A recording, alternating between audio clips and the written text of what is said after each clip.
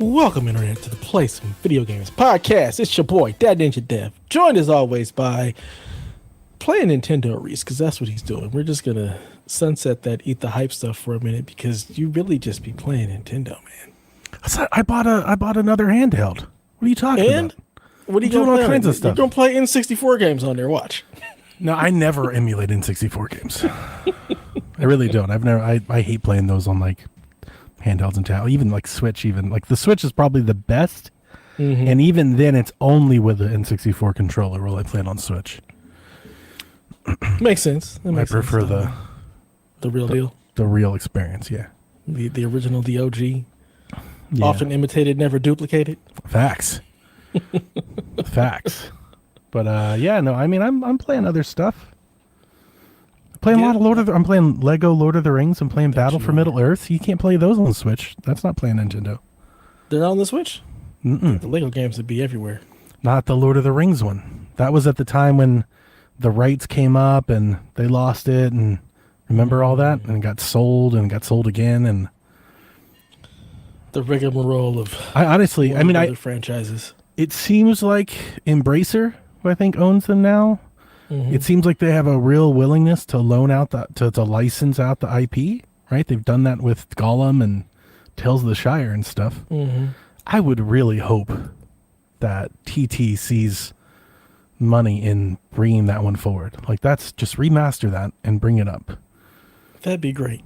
Or do that and The Hobbit. Like, the Lego Lord of the Rings is pretty great. Like, it's pretty. I'm having a blast. It's fantastic. That's good. Yeah. It's crazy that some random video game company owns the rights to Lord of the Rings. Like the video games, not the films. But still, Warner Brothers. Like, what are you doing? God, they do not deserve to be able to make games at this point. The way they be bastardizing things and it's a shame, yeah, because Embracer has the IP, but Warner owns the rights to Shadow. You know? And that awesome Revenge Tech or whatever the hell that system is. The Nemesis system, right? Nemesis, yeah. Just wallowing away, not being useful to anybody. So, like, even if Embracer wanted to release it, they probably couldn't. Even if WB wanted, they probably couldn't, right? They'd have to work together. And I don't know if that's going to happen. But, yeah, man, I'm playing those things. Playing a lot of that. Yeah. But Nintendo is what brought you back into, like, I feel like this fold of I'm playing all the things, I'm hype, I'm buying all the N64 games. Pokemon tomorrow. Which one is that? Zeta A? That's what it's called? ZA. Nobody calling it damn Zeta. Yes. But it's Pokemon Legends ZA. Nobody's saying that, Dev. Come on, man. Look, I don't care. You're better than this. No, I'm not. I'm absolutely not, especially when it comes to Pokemon. What are they calling it? I'm going to call it whatever the opposite is. Whatever you don't want me to say, that's absolutely what I'm going to call it. Funny enough, my son he was looking for Shining. No, he has Shining Pearl. He was looking for Diamond, whatever that one is. But he wanted a physical one, and we couldn't find it. So instead, he ended up getting Pokemon Violet. And I was asking him, so, like, how are you liking it? He's like, oh my God, Dad, it's so much better the way it plays, the way you capture monsters. Like, he's like, man, the way it looks, he's like super the innocence of a child. He's just like, it's funny to watch him play games and kind of see how his mind works around stuff. Because he was, even at first, like, he was really like, I don't know if I want to play Pokemon. He was like, I like the shows and what they do, but, like, the game, I was a little not really wanting to play it, and then he got into it and has really been digging it. He was even playing Pokemon Snap. I'm like, how did you even find that? Like, he was like, NSO, man. Violet the day he That's bought the Violet, best Pokemon game. Snap. That's the best Pokemon game that you've mentioned. Scarlet and Violet and Shiny, theirs are like the worst. Like, these suck. That was his first one. These are awful. I don't know. I don't dabble with the Pokemon. I've never played a Pokemon. You should get I mean, I know you already got Scarlet or Violet or whatever. Those are. I did. I got nothing. He bought that with his own money. Here's what I did not give him. Here's what you should get him, or he should get. It's either Pokemon Legends Arceus. That's like the new style Pokemon game. Mm-hmm. Or Let's Go Pikachu. which is a reimagining of the original Pokemon game. So that one That was one's on real his fun. list. That was one was on his list. But he ended up wanting the Shining Pearl instead, so he got that one. But it's on his list of games to get to eventually. So for Christmas, he'll probably get one of them. I'll get him one of these games to feel his Pokemon edition. He's also really digging the Digimon games, so he's been playing those on PlayStation. And I also Donut County was a game that he really wanted, so I got him that because it was $4. So he's itching to play that, and my daughter is really excited that we have Hogwarts Legacy now as well. Thank you, PlayStation Plus. You are fueling all of my children's purchases in video games because I ain't buying them nothing. It's great. So they're enjoying that. I, however, playing Ghost of Yotei. Yeah. It just keeps getting better. I love it. I mean, I think I'm 35 hours in. I've only killed 2 bosses. Still don't even have all the weapons. Like, none. I don't have all the ranged weapons. I don't have all the throw. I don't have all of anything. I am just running around this world, making things happen, watching everything unfold. Like, you don't even need the map. Map for what? Just run around. It's great. And I love the fact that there's actually a lot of chatter in the PlayStation experience room. Like, we're just constantly talking about Yotei. We haven't had a game like that in there in a long Yeah. Yeah, no, long that's time. been the issue with Ever. PlayStation. You're right. It's been a while. Like, it's not something we've all been playing, because I can't even think of any other game where we've had multiple people. Like, even like when Horizon was out, like, we were playing it, but nobody was talking about it. Maybe Astro. Just you wasn't there. Yeah, but that we were there. There was a lot of us there. that doesn't count. It That does. doesn't count at all. We've had a few moments like that. I don't know if the Horizon Forbidden West was that. That felt like it split. Like half of the PlayStation crew were playing it, and the other half weren't. Yeah, I don't think people were really So talking Returnal? about it. Not really talking about it. It was just like, this is a game we're playing, but there wasn't the level of chatter that I've seen surrounding Yotei. I haven't seen that from any other game, really. I mean, Astro, not sure, and I think it's also spurred because I just keep posting screenshots and stuff, so that doesn't help. This is my crazy, and I'm just gonna post it on all of you guys and pull you in because this game is fucking awesome. So That's a part of why I bought a handheld. One, it was super cheap. I got a really great deal on it. that's always nice. But 2, and the reason that I was not the reason I was looking when I bought the tablet, and I've just kind of kept, looking around. Mm-hmm. And, but Jack wants to play Tsushima, and he said Ronin. He's asking to borrow my PC. He wanted to play on my Rise of PC, so he's Ronin? down here. Yeah. Interesting. Because he doesn't have Yotei. And I He won't have Yotei. honestly considered getting a PS5 for him. I looked around. I would only buy the anniversary edition. Good luck. And I found them. They're more expensive than I wanted to pay, but they're attainable. Especially when you think of like PC handhelds or mini PCs. It's about the same. And I found a couple, but I just couldn't bring myself to do it. So I kind of kept an eye out on the handhelds. Like in particular, I really liked. I've talked about it, I think, off and on. Definitely in our portable channel. I really liked the Lenovo Legion Go, the redesign. Not that chonker with the Joy-Con sticks on the side, but the unibody, like the new case that they came out with, and they have a Steam Deck version. It's official, fully supported Steam OS. So it's a Steam Deck, but like with I will say a better screen. I know the OLED fans would never hear that, but it has the high refresh 8-inch, like a big screen with the high, the variable refresh rate, all these things that I really like. So it's like a Steam Deck with an Ally screen on it, but it's even bigger screen. When it came out, the performance was kind of scoffed at, especially because of the price. It was like $600, $700, expensive. And then like a month later, they got patches, performance ironed out. It's basically like I've seen benchmarks. They're basically like the same. You pull up a Steam Deck and put it right next to it, same profile, same power, and it's like 1 frame difference. So it's basically the same as the Steam Deck. Because it came out of the gate like expensive and like immediately replaced with like the Lenovo 2 and the Xbox Ally and everything, I've kind of kept an eye on it because I've seen used prices like dip. Like I've seen it dip into like the 500s and then quickly it started dipping. Like Best Buy had one at like 480 like 2 weeks ago, and I was like, maybe it's just a little more than I want to pay for a Steam Deck. Just because it's like I'm gonna use it, right? But I'm not gonna use it as much. Right. Like I'm kind of getting it for Jack, and then if I want to play something, he can play it, or I mean I can play it. And I didn't want to spend that much for something like that. You know how I am. I sit there and look at $500 sitting there not being used. I'm gonna get rid of it. You're gonna find a way.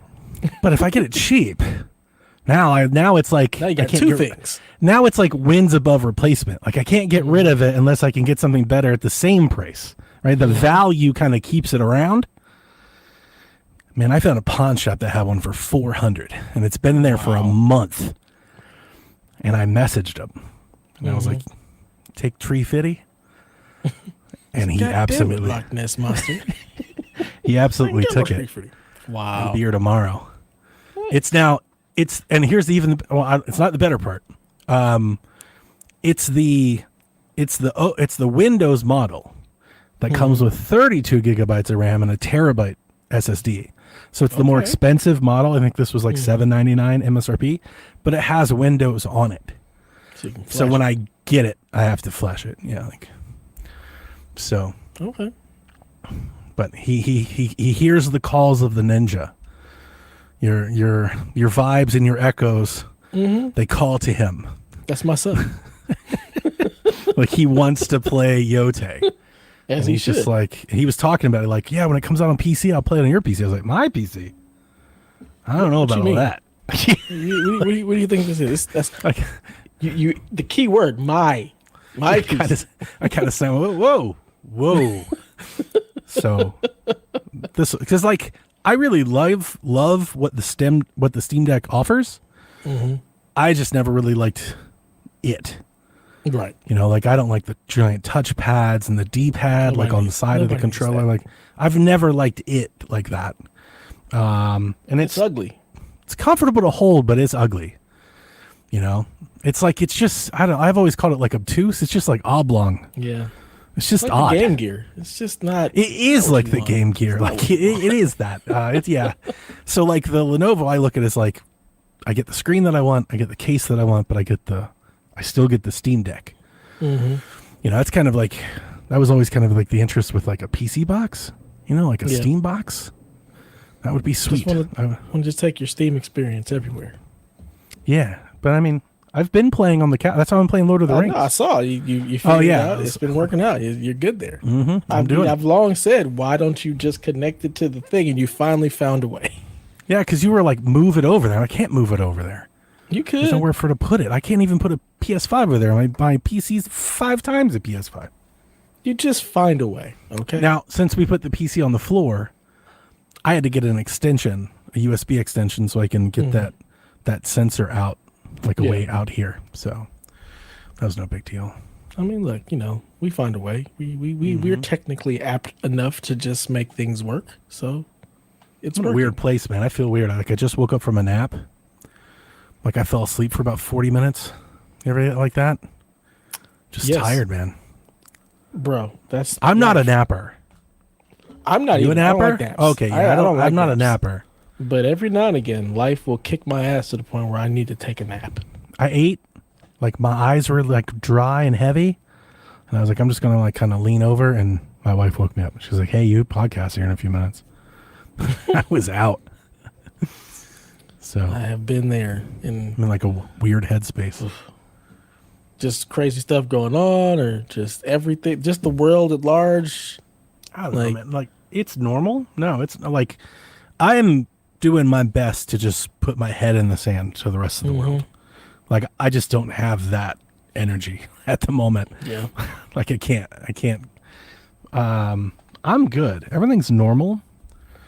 I think the work stress is like going up, but it's like normal stress. It's not like nothing bad happened. I do think I am not struggling, but I'm like, I'm acclimating to this new managerial role, and like I'm being like more actively engaged in that, and in other people's projects. So I'm feeling like drain you. I'm feeling a little like stretched.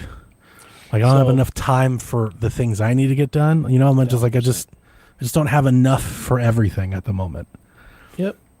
I can 1000% relate because that's exactly what my position is. Like the amount of just people management. It's just so much more draining in a completely different type of way. Just having to like deal with all the different people, all the different personalities, try to figure out how you support everybody. Like I have been, since I've taken over this role, like I have been more tired than I've ever been. Yeah. Just because there's so much more. I'm not saying it's all that bad. In. It's just, I'm like, I think I just got to get, I don't know if you do get used to it, but I like, this is a little new for me.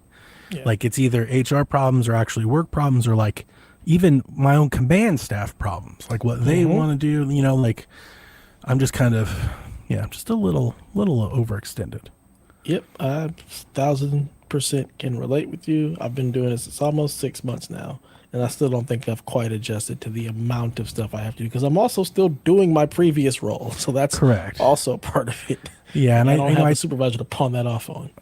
I'm a little stressed because of like what's going on, like at a macro level and like what it could mean for the next couple of years. Like just a lot of big decisions are going to be happening here soon.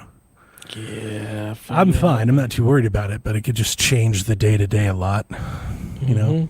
So, Stingray says, "Happy Ball Pit Day." The hell does that mean? That's like a new game. That all the that's like the new viral sensation, the new indie hit. Never heard of Ball Pit. I'm not sure if it's like an innuendo or it's like funny to say balls, or if people are legit excited about the game. I think it's probably a mix of both. But I've seen it on Blue Sky a lot. I too don't know what it is. I'm not looking. I've got too much to play. Yeah, I mean, Yote is all I need, and I've pretty much just got. As I just play Lord of the Rings. That's all you need. You got rid of it. Yeah, so like I don't have it on my phone. I don't have Twitter or anything on my phone. So I only look at it when I'm like at my computer. At the desktop. Not even at home. Only at work. So. Ooh, it says Vampire Survivors, but Breakout. That sounds awesome. Does it? That's legit cool. Yeah. Who doesn't love a good Breakout game? Brickbreaker's been a part of gaming since the fucking beginning, man. I don't some disagree. Old school shit. I've been there and I've done that. I think that's part of it. Like, but now it's Vampire Survivors. You haven't done that. I don't want to. That's a new way to break bricks. This sounds awful. You know what it doesn't sound like? Me shoving my sword in somebody's throat. In Ball Pit, brick break you. Oh no.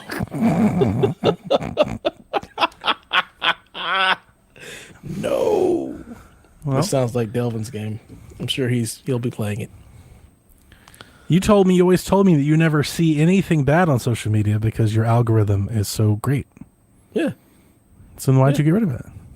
Because it was just taking up too much time, and the Charlie Kirk thing is literally what completely pushed it over, because all the people who were normally talking about games and stuff, it reverted into that.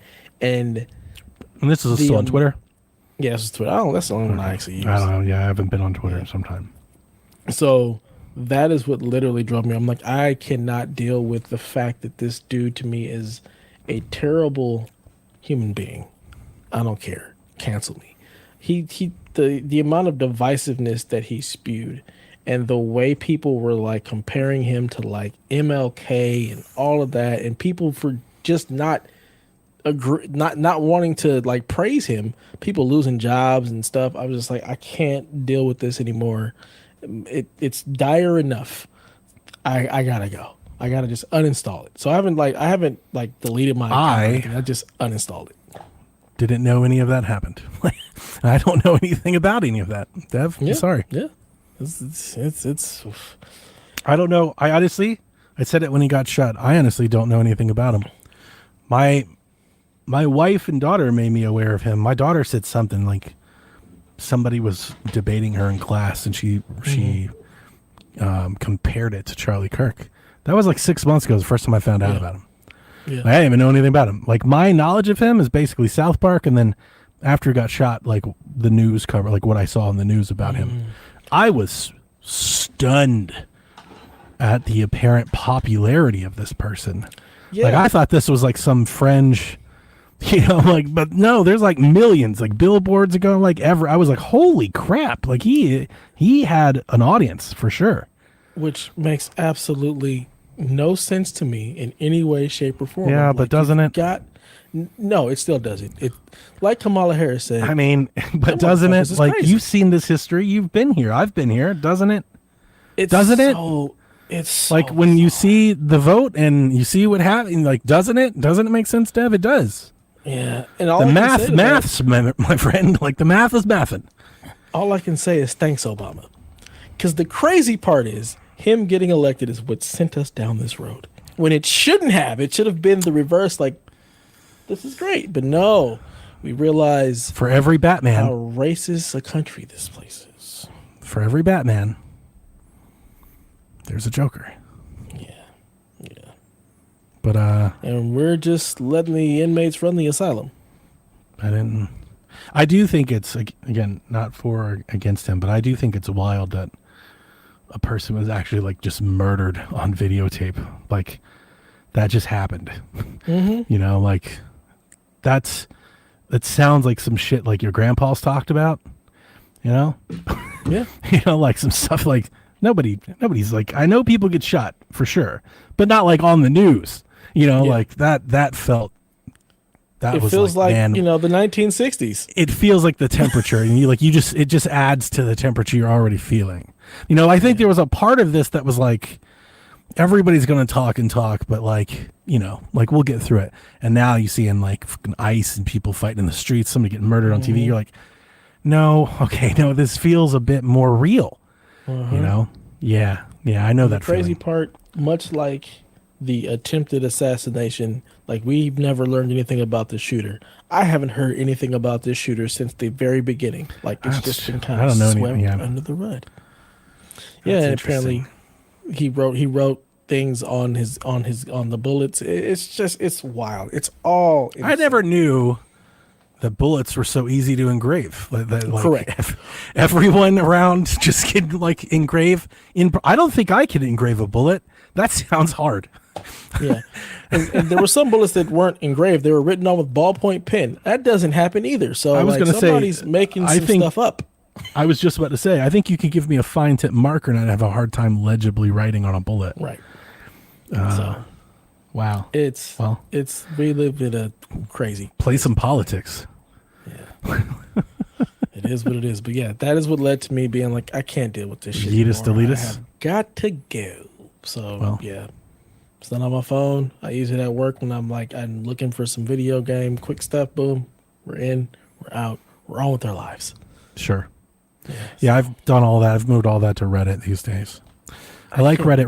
Reddit still has like the comments, so it can still be like dark and vile, but everything is topical at like you have to dive into that.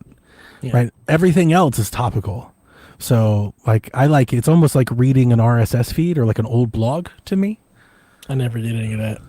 So okay. Well, I do miss like blog feed. Like I had RSS feeds. I basically had like my own game news website where I had like my favorite like 5 websites and podcasts like feeding a page for me. But that was like back in the day of free internet. Yeah, internet today sucks. Any of that stuff. Internet everything's monetized.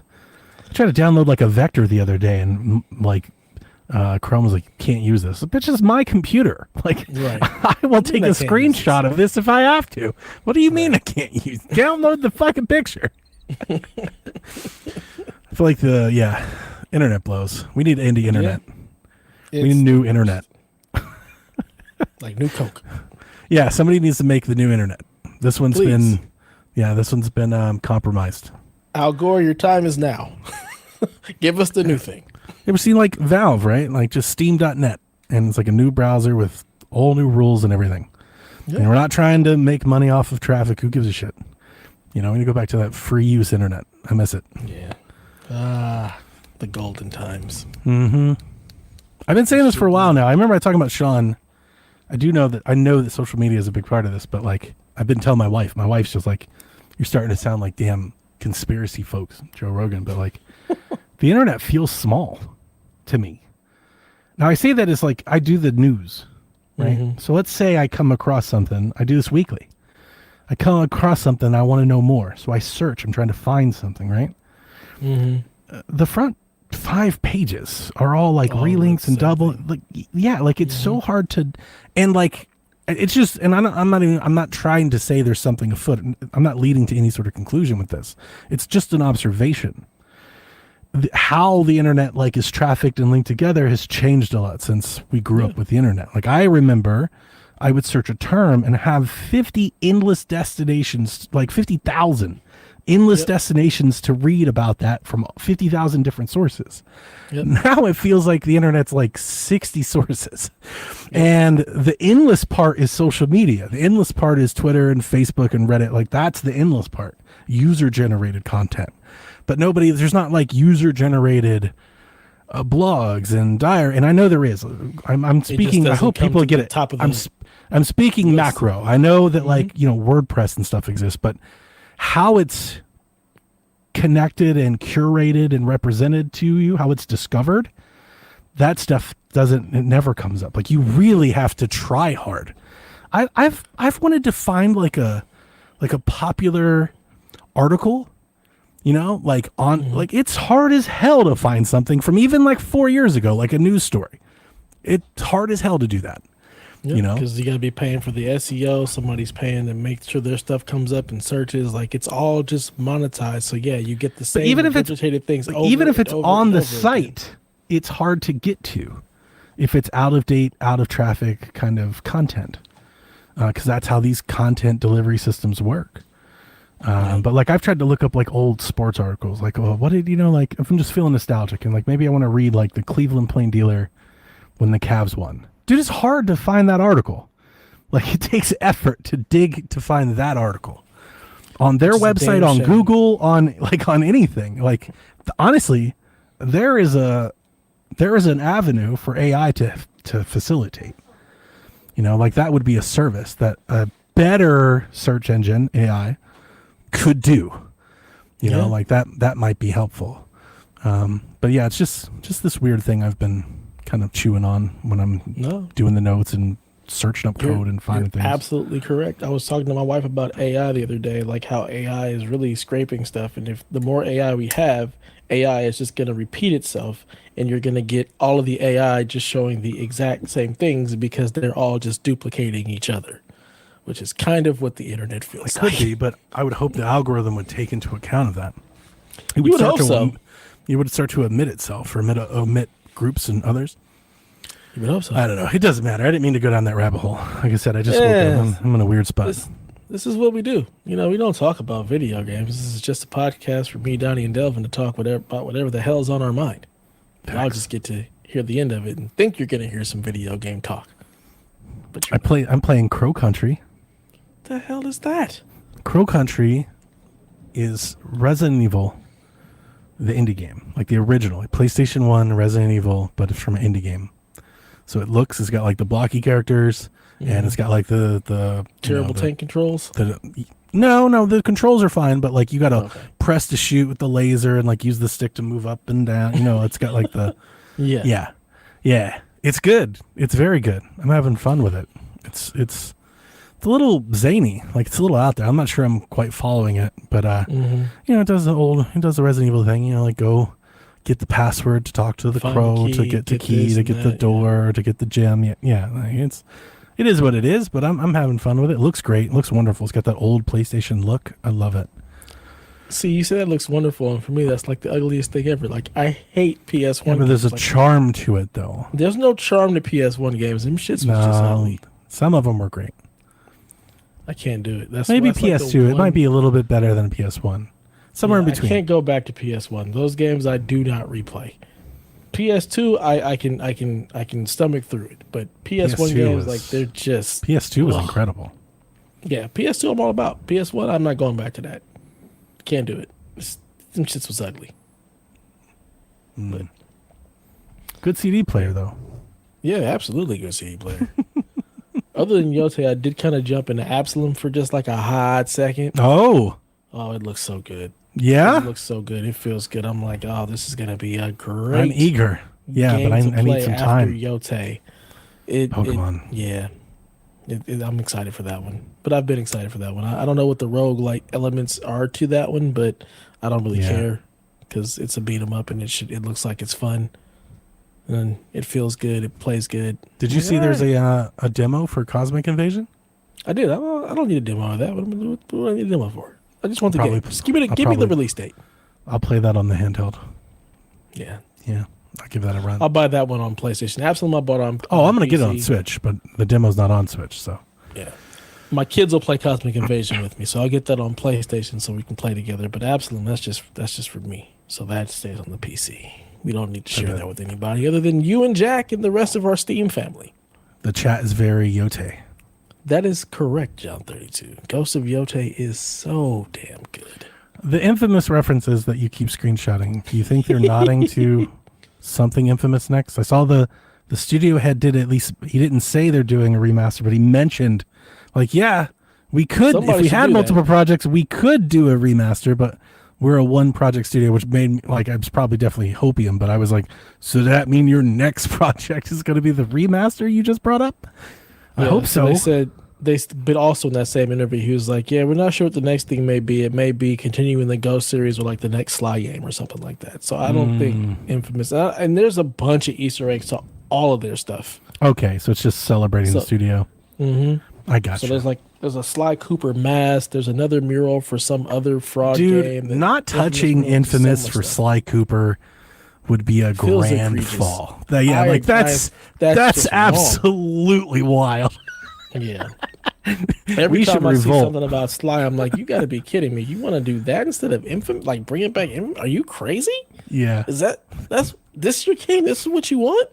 So my favorite, not my favorite, this TikToker I follow, she just looks into the camera and she says something dumb like, the next time your husband says you look good today, I think you should start a fight. And she just comes up with like all these crazy funny things about how you should start a fight with your husband. It's very funny. I feel like that would be their moment. Like if they do Oh. Sly Cooper instead of Infamous, I think you should start a fight, guys. Yeah. Somebody show up to the Seriously. studio doors, start throwing some shit. Like you need to make your voice heard at that point. That's crazy. That's nasty work. It is. Sly It's the Cooper nastiest of collection. work. Sly? There's so many. Aren't there like 8 Sly Cooper collections? I have no idea. There shouldn't be any. We need more Infamous collections. That's what we need. Yeah, we just need Sly. an Infamous collection. You don't have to make a new one. Just remaster the ones you've made and sell them to us again. We will give you money. We will buy them. The 14% of us will purchase. I have much gold. Yeah, Sly Cooper collection. How many of them are there? It was on PS3. I think it was on Vita too. I'm almost I positive. will say it was on Vita for sure. I remember the Vita version. That is absolutely. Sly Cooper collection, still $38. It says Yes. it's compatible with PlayStation Move, Dev. Oh my God! Let me break those. Shit. Out. Well, I'm sure put it on Delvin has a Switch. set. Put it There you on go, Switch. Put it on Switch. That's the move right there. That is the move. Yeah. But Infamous is the Infamous would get me in a PlayStation like that.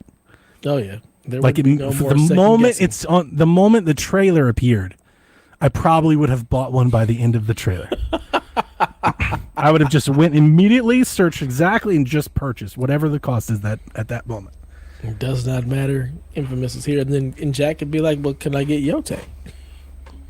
Oh yeah, I definitely. I don't feel bad, but like, there's like I don't feel like guilty or anything like that. It's not that deep. Nah. But when my son wants to play something we don't have, I do want to. I want to. It's a habit. Like I want to support. You know, like I'm so happy that he still, plays games and not just Fortnite. You know, that when he's like, man, I really wish I could play Yote. It's almost like, all right, how do I get a PlayStation this weekend? Like, can I rent one for a couple days? You know, like I wanna make that happen for him. So You're a better person than me because when Hudson be like, "I want to play this Pokemon game," I just glaze over and walk away.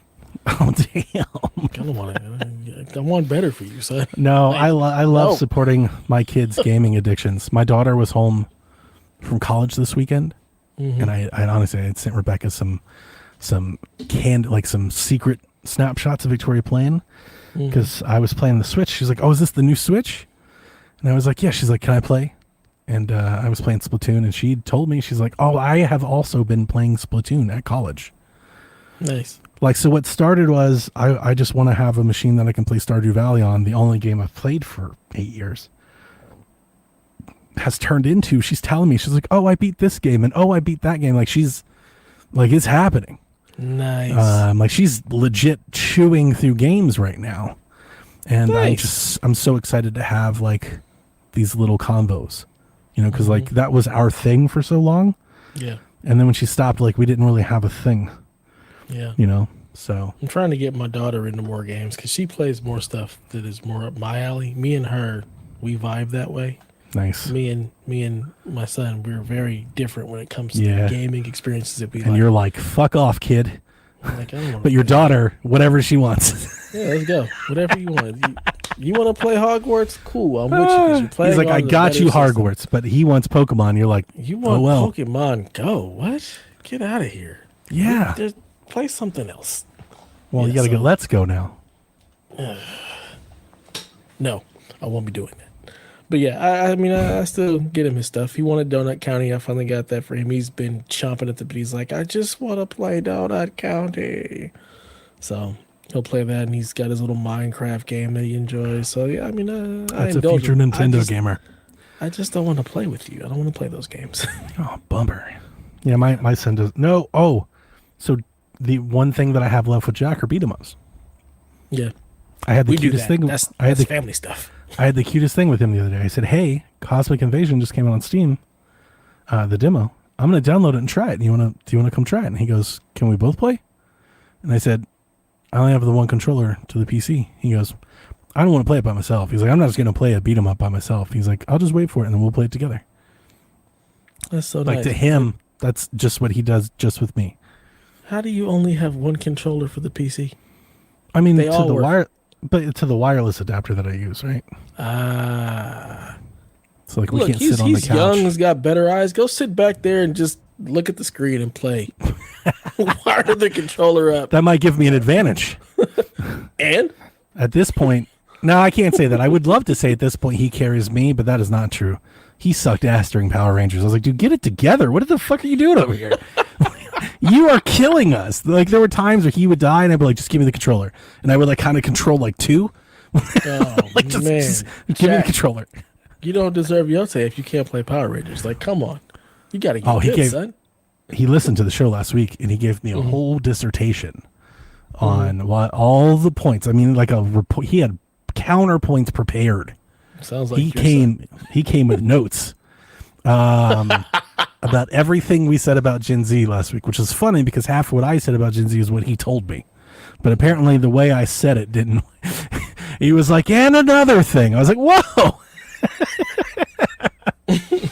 He came defending a generation. I was like, he's like, and oh, you only like games if the graphics are good. I was like, I like trash games. I am one of you. son. Yeah, were you not? I'm paying not the attention? enemy. These aren't the droids you're looking for. What are you talking about, man? I'm playing Wii Sports. I'm playing Lego games. Right, I'm playing N64. Like, what are you talking about? Get out Oh, of here, man. kid. I wasn't playing N64 this week, but I was playing Tecmo Bowl on DS. There's a Tecmo Bowl on DS. Yeah. Yeah, it was like the last, I think it was like the last good Tecmo Bowl. If you don't count Retro Bowl, which is like its own different thing. Yeah, So, yeah, man. that's what I was saying. But yeah, he was going That off. takes me back. He only listened to part of it. He really wasn't listening. I don't know. Yeah. He Yeah, you heard know it, they are. but he wasn't listening. He can't fight. It's a Gen Z problem. Oh. He hates our basketball takes, all of them. And my Pokemon takes. But the basketball, he was so like the Rocket, he was like, y'all just doing the Rockets dirty. He was trying to sell me they're going to play out. Everyone's 6'7". That's their lineup. I was Did like, you but see none them of them fail passed last the year? Yeah. none of them passed the ball. It's still a team game, Jack.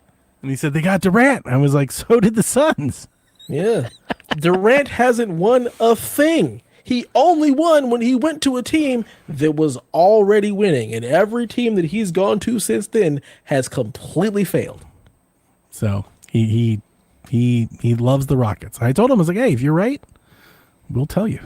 Like we'll say, well, but I think they got to earn it a little bit first. Yeah, I got no faith in them. I got no faith in Durant in winning anything because he has not proven to me You that are he a knows Durant how to hater. win or lead. Because I think he's a great basketball player, but he's not a leader.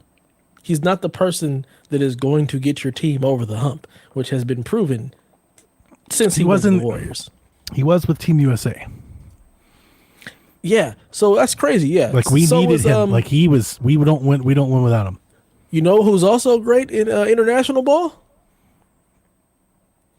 The dude with the German dude with the colorful hair. What the hell is his name? I was about to say Detlef Schrempf, but that's not it. Oh my Detlef God.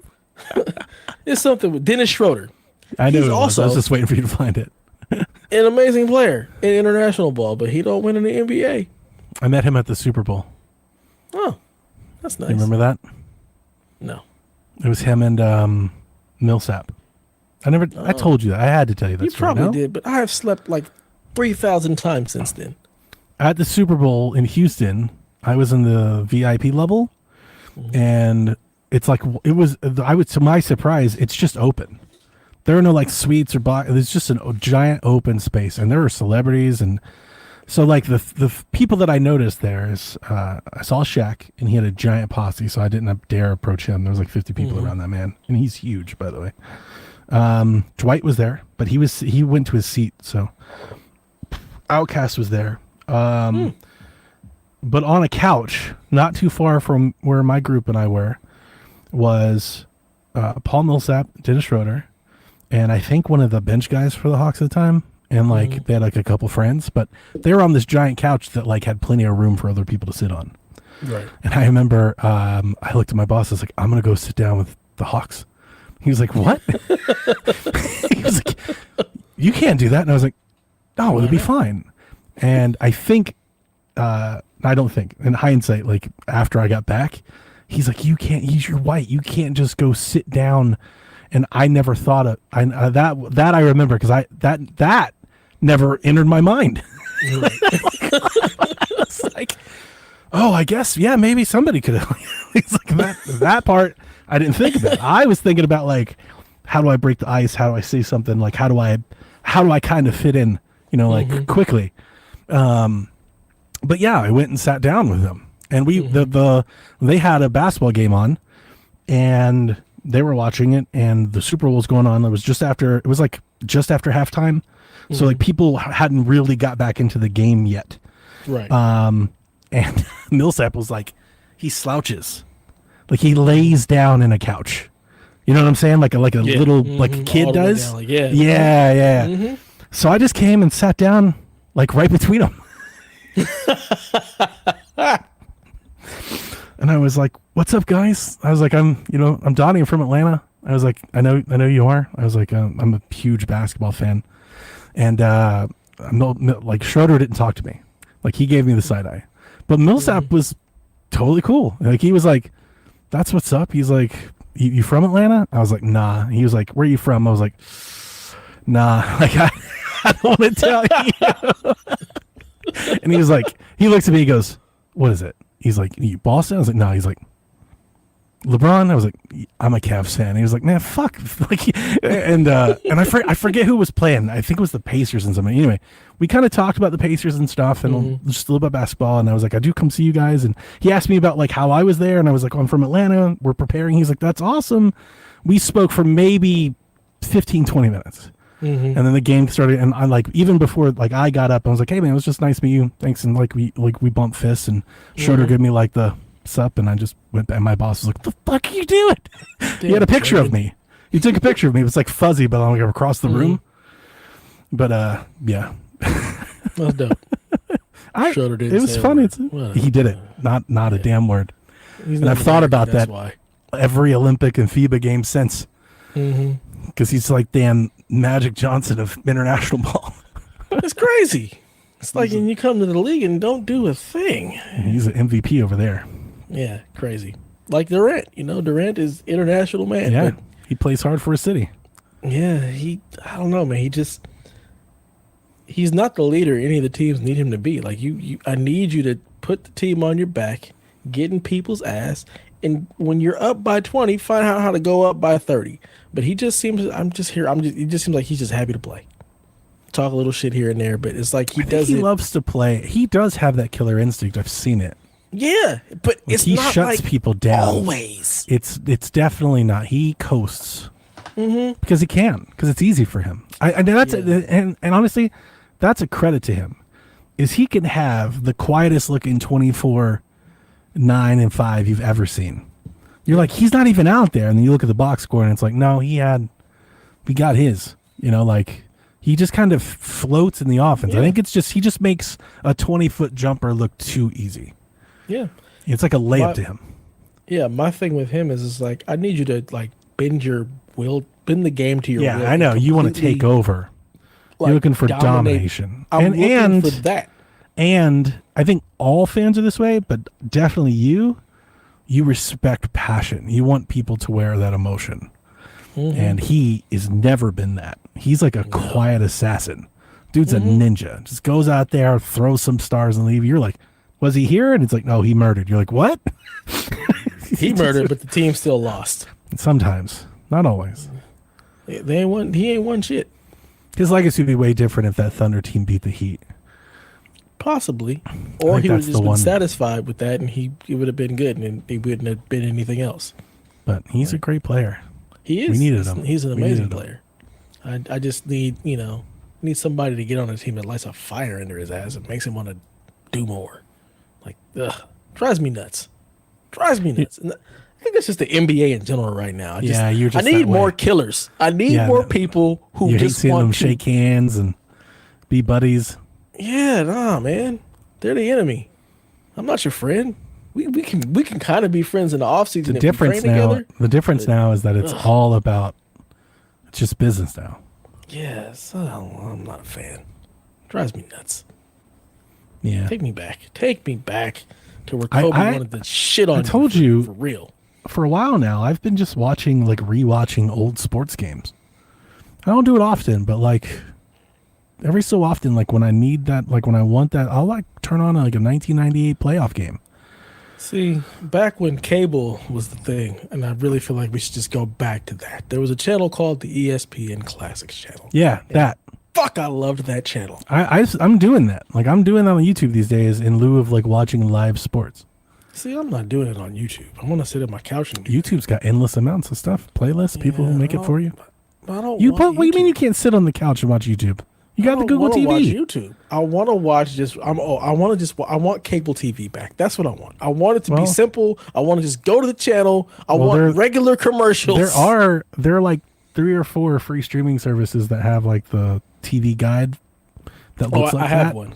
I have one that's not free though. Just all the channels suck. And all that is embedded YouTube. Like, that's all that is. So yeah, I still have DirecTV Stream, and that's what I've been using to watch TV. I'm like, I just want to go back to a simpler time where I hit the guide, find something, and we just watch, and we get the regular commercials. The problem is always the same, like 3 commercials. I even like watching the old commercials. I do too. Commercials were better. We're just old, dude. Yeah. We're so young, but not really. Not really. For this space, I don't feel like. Not at all. You know something funny? A funny anecdote about that Super Bowl visit?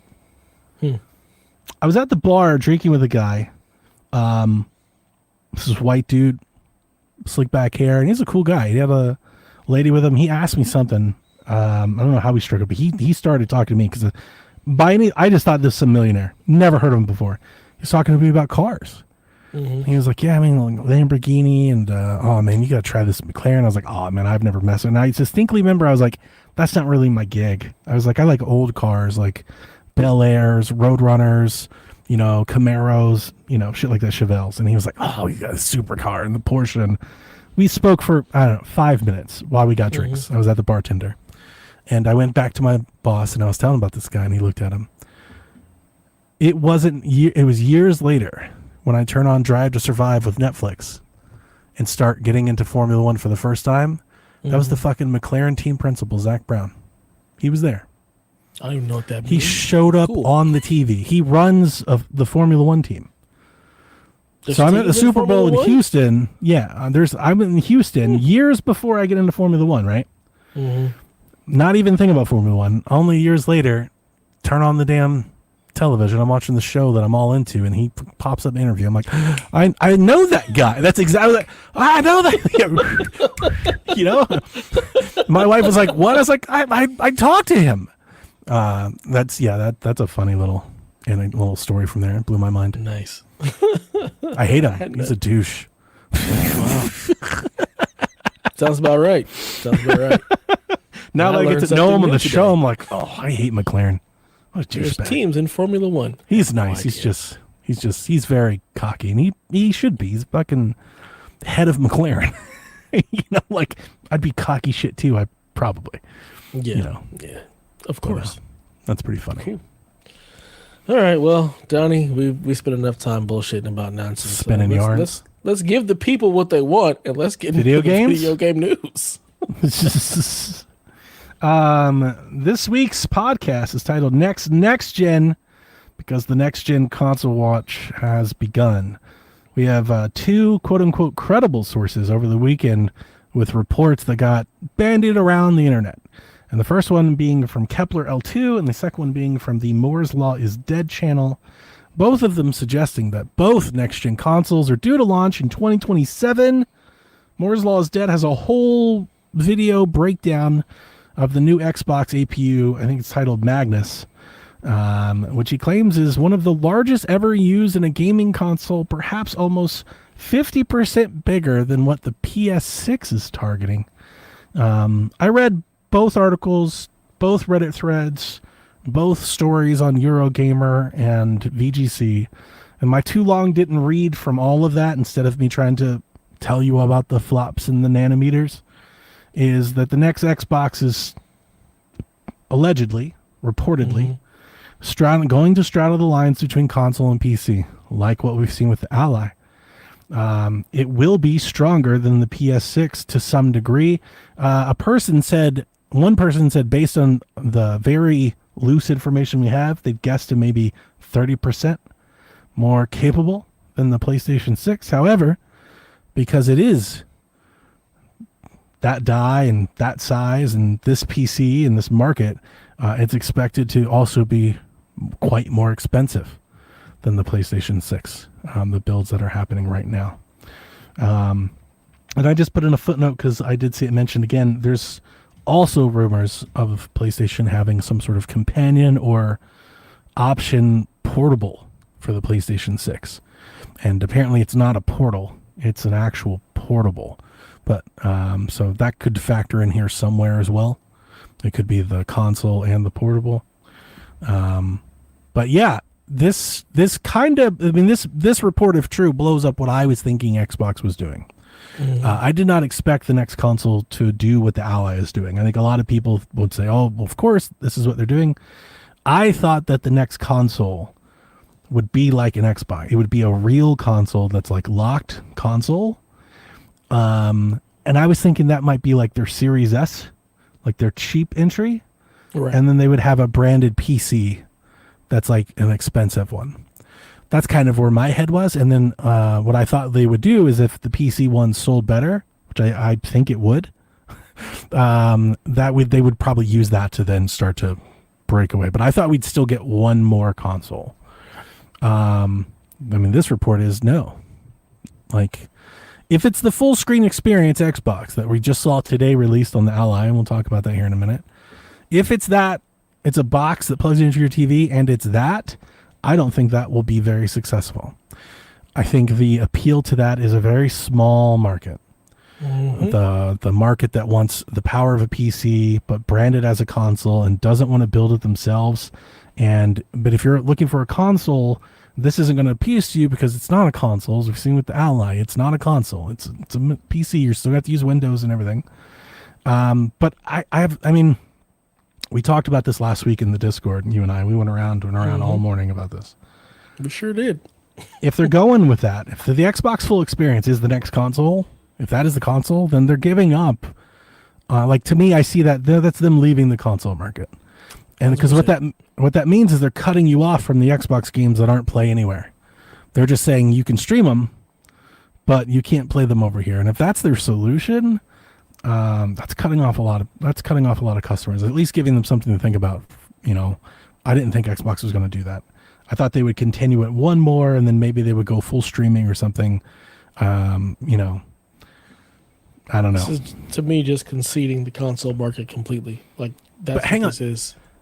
So, like, if they do this, if the Ally is a box and that's your next console, what does that mean for GTA 6?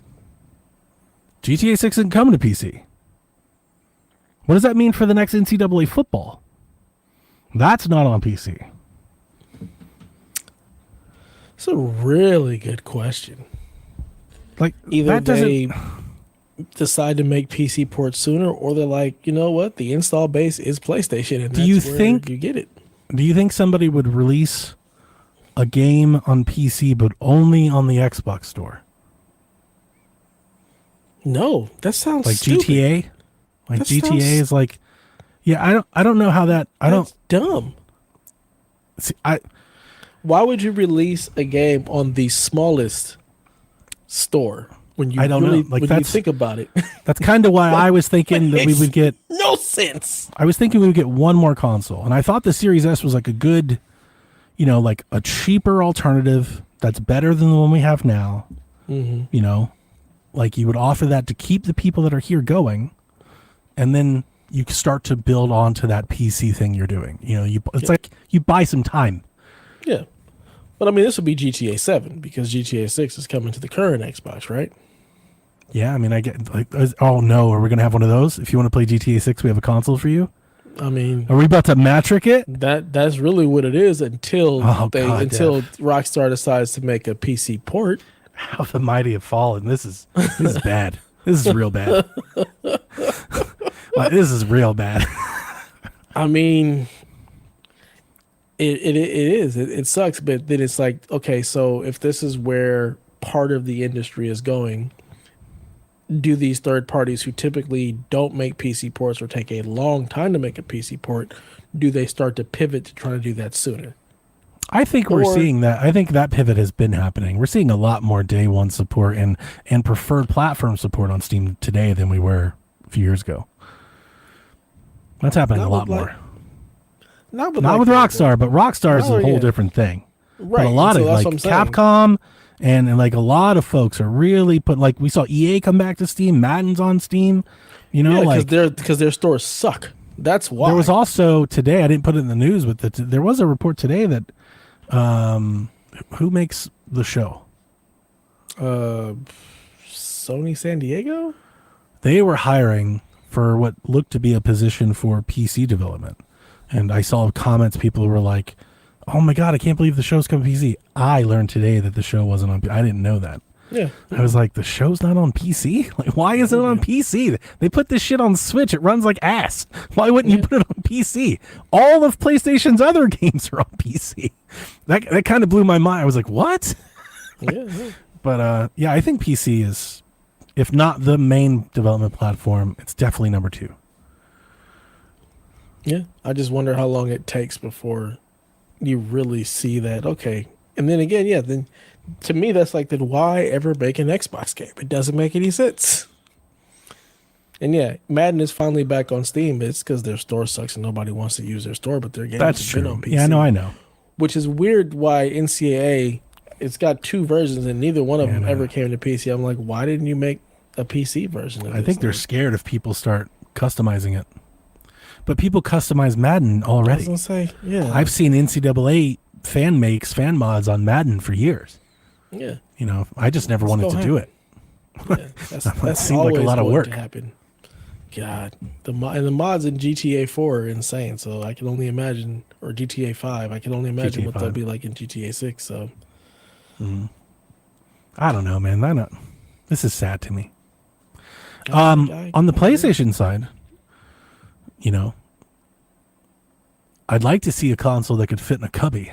That would go a long way for me, for one.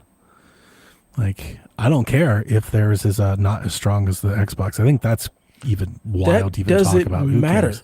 The really Xbox is more stronger. The current Xbox is stronger than the current PlayStation, and it didn't matter. But how the play now, if the portable is true, I could see myself being very cozy with a portable for sure. I would buy a PlayStation portable just for that. PlayStation now it would have to be backwards compatible. If I could play Uncharted and Infamous Second Son on it, I'm all in. I'll do that.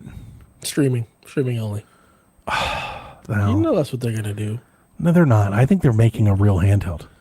Here's the question that I have for that. Like, because I think by the time this comes out, what it'll be like a very refined Ally, and that'll be very nice for like PS4 and PS5 games. And then you will have the streaming on top of it to bridge the gap. I would get that would be, if I was, that's what I would make. They're going to build in PS5 compatibility, and everything else will be streaming. Watch. Well, PS5 compatibility is all the PS4 stuff, right? They're gonna strip that out. It'll be like, nah, man, you need to sign up for PlayStation Premium Plus. That's a deal breaker. So you can stream all of your old PS4 games that you have. That would be a deal breaker. But yeah, I think PlayStation, just them alone, they have enough games that I would pick up portable for. I almost wanted to get a PlayStation Portal just so I could play Yote on the go. And dude, if I had a PlayStation, I'd have a Portal for sure. Yeah, I know you would, because you're a portable gamer. I'm not, and it was really because I was jonesing. I wanted to play it at work, and streaming at work on my laptop just didn't feel great. And this damn G Cloud does not play nicely with the remote play app anymore. Like it requires the it was browser. always kind of jank. No, it worked fine for me until the update. The update that changed it, it makes. I remember I had to do like a workaround to make it work when I had it on launch day. Yeah, so this thing has just been sitting on my desk unused for quite some time. And yeah, I'm just gonna save my Yote playing for at my desk where it's great. I do want a new monitor though. Imagine. Let me spin you a yarn. Let me tell you a tale. Tell me your tales of woe. Imagine the year, instead of it being, I don't know what year it was, 2018, 2017, 2019, whatever it was. The year's 2025. Our dude, Phil Harrison from Stadia, Oh my God, walks out on stage with an Android handheld that has Android Play Store, Android games, a premium Android Game Pass like an Apple Arcade, and then they launch Stadia or YouTube Gaming or whatever they wanted to call it. But it's based on a handheld. Like, that's the kit. You can buy a controller and play on your TV, but what they're pitching you is a handheld that can play native Android stuff. It's like Android Gaming, but this whole streaming platform behind it. And it's got like a high refresh screen and all that. Nothing? That didn't move you at all? Not even a little bit. Do you think that would have changed Stadia's outcomes at all? For Daniel? Yeah. That would have been, well, I mean, is Android gaming big? Like, this is a segment of things that I don't pay any attention to. I'm thinking of like, we have, Android gaming is not big, but I'm thinking of like, we have a bunch of these like Ambernick and Ion Android gaming panda, like in all various shapes or forms. Like there's Game Boys, there's Vitas, there's Vita Pros, there's tablet. Like there's a million different iterations of this. I've always wondered myself, because they're all Android based, and I'm like, man, what if right now with the craze that handhelds are, what if you launched the streaming service, but you centered it around having a handheld? And now Stadia would never work, I think, on its business model. We talked about it forever. It should have always been Game Pass. But like, if I could do it, if I could pitch it, like, I feel like you could sell that today. Like, honestly, scrap the Stadia thing. What if NVIDIA came out with like a Razer, GeForce Now handheld that could do, like, it runs Android, it's GeForce Now, everything was made for it to be the best device you could do GeForce Now on, and you get people in the door. You sell a like I'm going to say cheap, quote unquote, right? You sell a cheap Android, gaming device, but you're getting subscriptions, right? You pay us X amount a month, you get these games, you stream it the best quality ever. Full blown ray tracing. Like I think Nvidia could pitch that. They could do that. There's something there. You could sell some devices that way. Yeah, I mean, they did half that with the Shield. Just now turned into a handheld. Yeah, it's like everyone has kind of danced around that in a way, between the Portal and the G Cloud and that. And I'm not sure if you remember there was the Razer phone tablet that came out that was like made for gaming a couple years ago. The Razer Edge. That was its whole thing, and streaming on it was pretty great. But the weird rate, the pixel resolution, everything was weird. But yeah, like if you center all of those ideas into one thing, I think you have something. Like, I'd listen to that pitch if somebody made that. I think Daniel and I talked about like why Apple doesn't have an iPad gaming makes no fucking sense. Like, they should just make a little iPad, put some controllers on it, like a portable, and call it a fucking day. They'd sell like gangbusters. Yeah, it's outside of my care or wheelhouse. It's so not for me at all. I don't pay any attention to any of that handheld stuff. It's just not my thing. I am not a handheld gamer. Sure. In any way, shape, or form. Apple gaming is pretty big. What's not big is this. Well, no, this Xbox will be big, but its customer base won't. Can you imagine? Now, maybe when this releases, maybe GTA will be out on PC or announced for PC by then. Because their pitch could be, you're not going to play GTA Day 1, but you're going to play GTA the best. It's true. Like, that is a good selling point. Like, you've played GTA 6, but now play it in the best possible way. Only on the Xbox Ally or whatever. Yeah. Whatever the new Xbox they love that strong case. They've done that a lot. Yeah. Yeah, the question is, like, is it going to matter? Is everybody who wanted to play GTA 6 already I'm assuming the PlayStation's $500 or $600. Does that mean the Xbox PC box is $1,000? I mean, I was thinking more like $600-$700 for the PlayStation 6. I mean, really? Think about the Pro right now. How much is the Pro? It's like $650. Yeah, but that's the Pro. The Pro's not going to sell as much as the base unit. Right. I'm just talking about the price of the Pro right now. Do we ever see that getting a price drop? And if that price doesn't drop, how does the PlayStation 6 come in cheaper than that thing? I would say they'd launch into it. You'd launch the PlayStation 5 at $599, and then you'd bring the Pro in at $699 down the road. No, I'm talking about the current the current prices of the systems that have not gone down and just keep going up. So by the time we have the PS6, are the prices you're just going saying to come just down? Inflation is just going up. Yeah, so that's why I'm like, I feel like the PS6 was going to be like $700, and that's going to push whatever the Xbox is to like $1,000. Sure. I mean, that makes sense. I don't know. I mean, I know PlayStation, they're gonna push. They make great hardware. If I were PlayStation, I would be trying to reduce costs without chasing like pure rasterization. And I think this is like what Mark Cerny's been doing. And you start looking more at efficiency and upscaling, and because if it's doing 4K and most everything is at 60, like that is the max at what most people are going to ever use. Most people, you know what I'm saying? Like, why are you targeting anything more than that at all? And I don't think you have to make a $700 console to reach that. That's a reachable limit. You're already like, it doesn't need to be a PlayStation, like a huge leap. It just needs to be a little bit better than the Pro. I mean, yeah, and I agree. But the Pro right now, the PS5 Pro is $750. So when the time the PS6 comes out, are we actually reducing the prices? Because in this economy, it seems like prices are not coming down. So if it does launch in 2027, has the PS5 seen a significant price reduction to launch a PS6 at $700? They're not cutting those prices. And that's where I'm like, ugh. Yeah, you're probably right. That's a bummer. Yeah. Damn handheld's going to be $1,000. Mm-hmm. I mean, the handheld is $1,000. So we're looking at the PS5 Pro at $750. I mean, I feel like don't you think that's even if you're a big PlayStation fan, like doesn't it at least make you look at a Switch? Like if your entry point is $700 and the Switch is $500, you're like, I mean, that's That's really asking the common Joe a lot. It is, but what are they playing? Like, it really all boils down to what are you playing and who are you playing with, if you're playing with anybody. Because I can tell you now, the vast majority Is of it my backwards friends compatible? Do all the games play on the PS? Because like if they do that again, I think the PlayStation 5 folks are like, I'm good.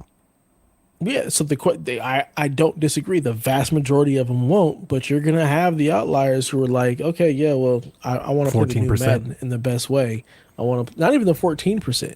These are like the regular people who just buy the new big thing to play Just the the new new thing games. every 8 Yeah. years. Sure. Because Yeah. I've told a lot of my guys who just play Call of Duty and just play Man, I'm like, yeah, it's not that much better. You could just hold on to this, and they're just like, yeah, Yeah, now we're but gonna that's buy the fine. new thing to play the. I'm like, all right, so yeah, I honestly, true. You're not moving those people onto a Switch because the Yeah, games the they really Switch want to doesn't do play that.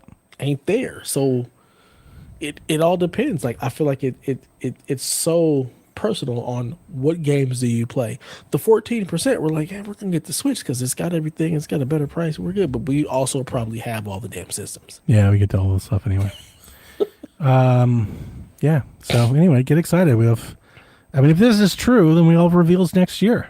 So I mean, Which like, is if this is insane to me. really true, Game Awards, you could see something then, and then I would think the summer after for sure, like next summer, we would see an announcement for one of these, right? Like, don't they usually they lead in like a year or more in some cases? I gotta tell you, at this point, like, what more can we do? Like, I have a PC that does a lot. A PlayStation 6 at this point does not appeal to me. I don't know that it'll appeal to me that much in 2 years, especially if like the bar is still like 4K 60. Like, and if the games still run, if it's still backwards compatible for me, I don't see the point. Like, there's gonna have to be something to completely wow me and a new IP to get me to even consider it. It's just the next Ghost game.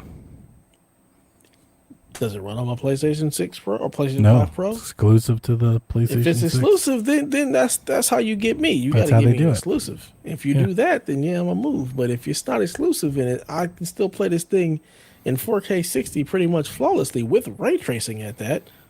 Yeah, What am I moving for? yeah. Like Ooh, Donkey yeah. Kong could be on Switch 1, but it's not. Right? They put it on Switch Yeah. 2 as an exclusive. I mean, PlayStation will do the same. Look, that's how you get me. You give me an exclusive Ghost, yeah, You're on the way. You speaking my language. That's when I'll pick up an Anniversary. It'll still be $750. Dude, facts. I've wanted that. I've hunted for that PlayStation 4 forever. The price has only gone up. I kill myself. I had one in my grasp like 6 years ago for like $500, and I was like, that's a lot, and I didn't do it. And now it's like 2,500. I was like, oh, I should have done it. It still Man. eats at me. Still eats at me. Wow. It was used. It was pretty. Like, it wasn't all pristine. Didn't have the box and stuff. Yeah. Yeah. I'm still pissed that I can't get the damn Ghost of Yote plates for my PS5 Pro. And on saw them eBay, they're go like back up $200. again.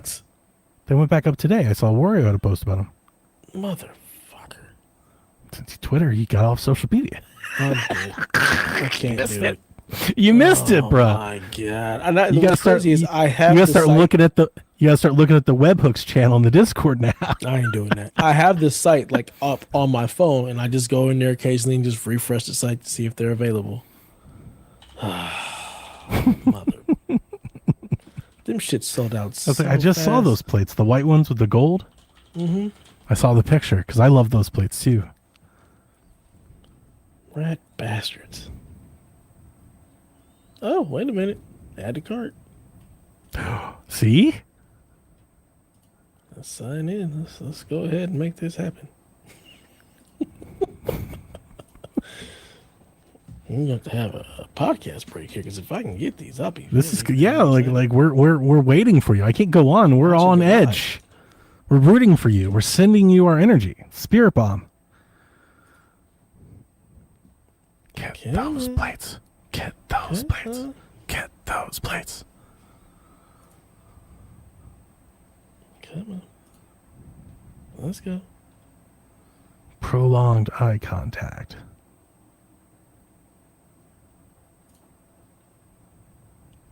Boom, boom, boom, boom, boom, boom, boom.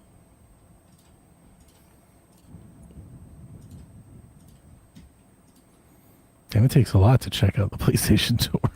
You've clicked Yeah, it like does. 80 things. Plus, it's also all the honey things, all the different Oh, stuff. Just yeah. so annoying.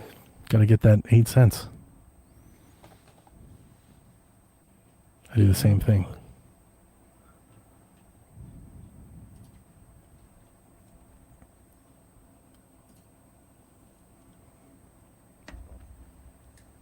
You want to get the matching controller?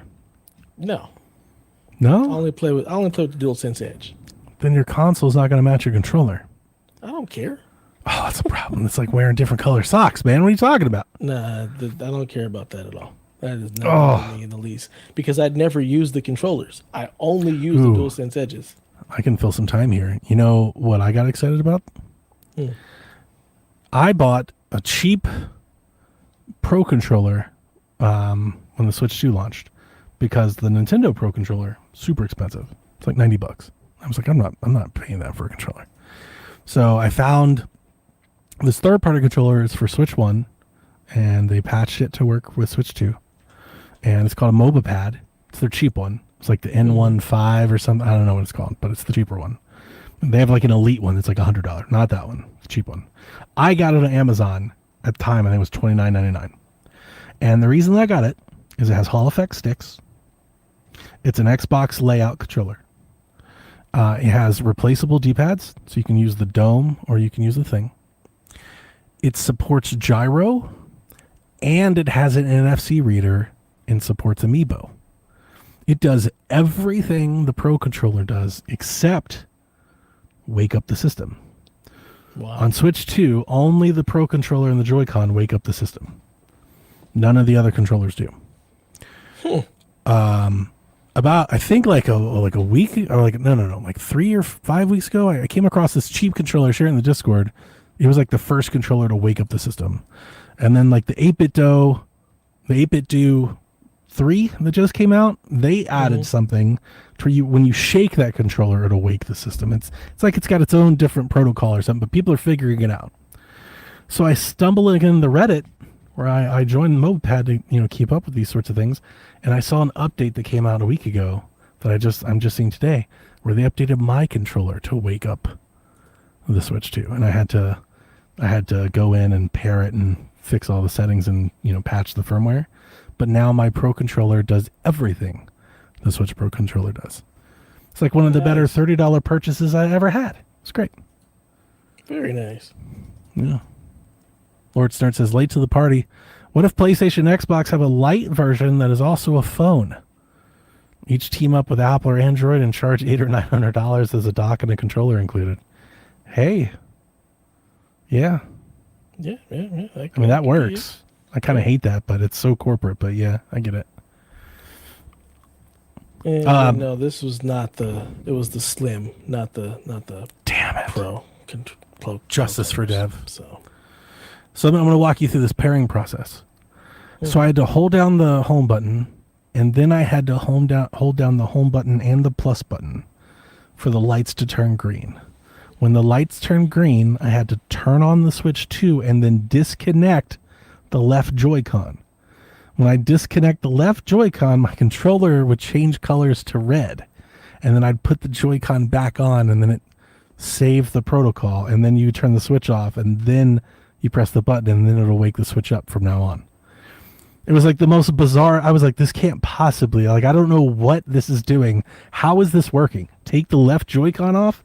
Like, I felt like I was, like, I'm being lied to. They're just, like, having laugh or, like, make them take their Joy-Con off. It's like, how does this impact the operation? Yeah. Somebody done hacked the Matrix here. I was having fun. That was fun. That was quite fun. Oh, D-Life's here just in time. Welcome, buddy. He wants that Android thing. Of course he does. Of course. Of course he does. That would be pretty good. Speaking of D-Life and speaking of consoles, a new one launched today. Today is the official launch day of the Xbox Ally. I don't know if it's for launch day, but today's the day all the reviews came up. So, I don't know, maybe it comes out tomorrow, Friday. I don't know. Something like that. I've watched a lot of these things today. because I generally am pretty excited about just any hardware. I watch reviews on the Ouya and the Atari as well, so just take that for what you want. Not the Ouya. Wow. Oh, I was all about I was like, man, the Ouya could be great. You know, like I always want to believe in these Cinderella stories. I'm like, yeah, man, it's like an indie machine. It was not. But yeah, so reviews vary, but I would generally say I think it is what we expected it to be. And that is to say that I think if you were hopeful and optimistic about this, then I think you found a lot today to be excited about and you want one. I think if you were pessimistic on this and didn't think this is going to be good, I think there's plenty out there for you to find and make you like there's plenty of info to validate both of those existences. I have heard sometimes in the same video, people say this is the most comfortable to hold handheld they've ever had. Everyone, I think generally, most love the ergonomics, most like the design, most don't like the price, most I think the most divisive part is the part that I think everyone cares about, and that is that Xbox full screen experience. I've seen people that were like, I saw one of the reviews, I think Wolf, who I like. That's a YouTube channel that I personally watch. I just like his vibe. He's a pretty chill vibe. Wolf said this fixes like every issue he's ever had with PC, with gaming on Windows. Like he loves it. Even when he like admits that it's buggy. I've seen others way more critical. So, there's just a degree there. Like I said, I think you'll see, you'll find what you want to find on this one, I think. And it remains to be seen. I've seen, you still have to use Windows like that. I'm surprised that is a thing, but it is a thing. There are people that think this is a console. Like it's legit. How? The Reddit's full of it. Like they think that Xbox full screen experience, they think it's just like an Xbox. And, but people are quick to report. It comes with Teams. It comes with OneDrive. It's got Teams? One of the reviewers got a OneDrive message in the middle of gaming.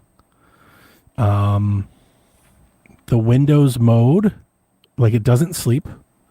So if you want to like the Switch, like click the power button or the Steam Deck and then come back on, like it does, but like the games don't work. Like, it's just like a PC if you do that, right? So it's like, it's not like supported. It doesn't work. So it may work on one game, but it probably won't on most. It does let you switch between apps. I saw some people are like, oh, this is great. I think some of the people that I've seen like, oh, this is great, they've never heard of like GOG or Play Night or any of these other things because they're like, finally, I just put all my games into one launcher. I heard that a few times today. But interesting about that, not interesting because I think we both know that this is how it's going to be, but people are finding out that like if you start a Steam game, Steam still has to start. And you get the waiting for Steam sign, and then you get the other pop-up if they have a sales page, like it is a PC. Yeah. It is a PC. That's like, we know this. I know I've had one, but like, yeah, so this is, and it is buggy. Like I've seen people, I think Linus captured it and I heard others reference it, but like sometimes it just gets like caught. Like a very Windows, like it just kind of freezes for a moment, and then it'll register like any input you did after that, like it'll catch up. Yeah. So it does that, so it's, it's not refined. It's Windows. It's Windows. It's a computer that they've built around the Xbox app. I really wish if this was the way they were going, that Xbox app would look different by now. The Xbox app is not like a console. Like your games aren't in your groups or your order or your tile. Like the Xbox app is like a advertisement for Game Pass. Like they show you the games they want you to see. And, like sometimes there's ads and stuff. Like that doesn't feel very console-like to me. And that never has. Like I kind of hate using the Xbox app because of that. Like more than anything, I'm like, oh. I don't even want. So like, I hate that this is centered around that personally.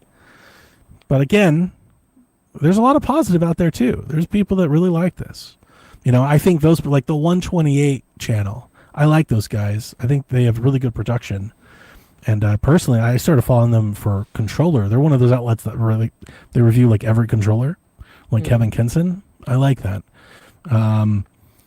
But they were like preordained to love this because they just love whatever the strongest handheld is at the time. Like whatever that is, they love it. You know, they're on that. They're chasing that PC Master Race like number go up. Like if this number it's better. You know, like they kind of do that with every handheld. So, but there's people that like it. I'm surprised that like a lot of the Xbox channels don't seem to like it as much as like the portable channels. You know, like the handheld, the portable pros, the folks me and Garrett and stuff have been sharing for years. Those guys love it. You know, like Nerd Nest and so they love it. But like Tom Warren, you know, like the window and the Xbox channels, they're like, it's not an Xbox. And that keeps coming up a lot. Like, it's not an Xbox. It's like, yeah, no, we know. But again, but the 14%, the 4% no, you know, but everyone that buys Xboxes don't know. Xbox button. It's everyone else that doesn't, you know, do this like we do, but buy Xboxes, they don't know that. You know, they see an Xbox, they think Xbox just made a handheld. You know, they're like, this is the Switch for Xbox. I see a lot of open box computers in Best Buy's future. Probably. I think that's probably fair. And I don't think that's any issue with the device at all. It is stronger. Nope. It's better. It looks like, I think you could comfortably say in the benchmarks I saw today, everything is 10 to 20% better. Even at lower TDPs, which I was impressed. I was like, oh, that's neat. But in games... Did most places only do the Ally X, or did they do the lower model too? Some of them did both. Oh. Austin had both. I forgot what I was about to say. That 10 to 20% though is like 5 FPS, and like it's like 5 to 10 FPS. That's not a big enough difference. It's not to make. So like yes, I don't know if people care about that. Like, I think that's a marginal difference, you know, like, it's so marginal. You know, I need to be at 30 or at 60, you know, like anywhere in between kind of ain't it. If you have VRR and a high refresh screen, 40, you know, like that can make it. Yeah. But like, as long as there's no slowdown or chug, because there's frame timing is also a thing. And again, it's a PC. But it's the cost over replacement. Again, the value here.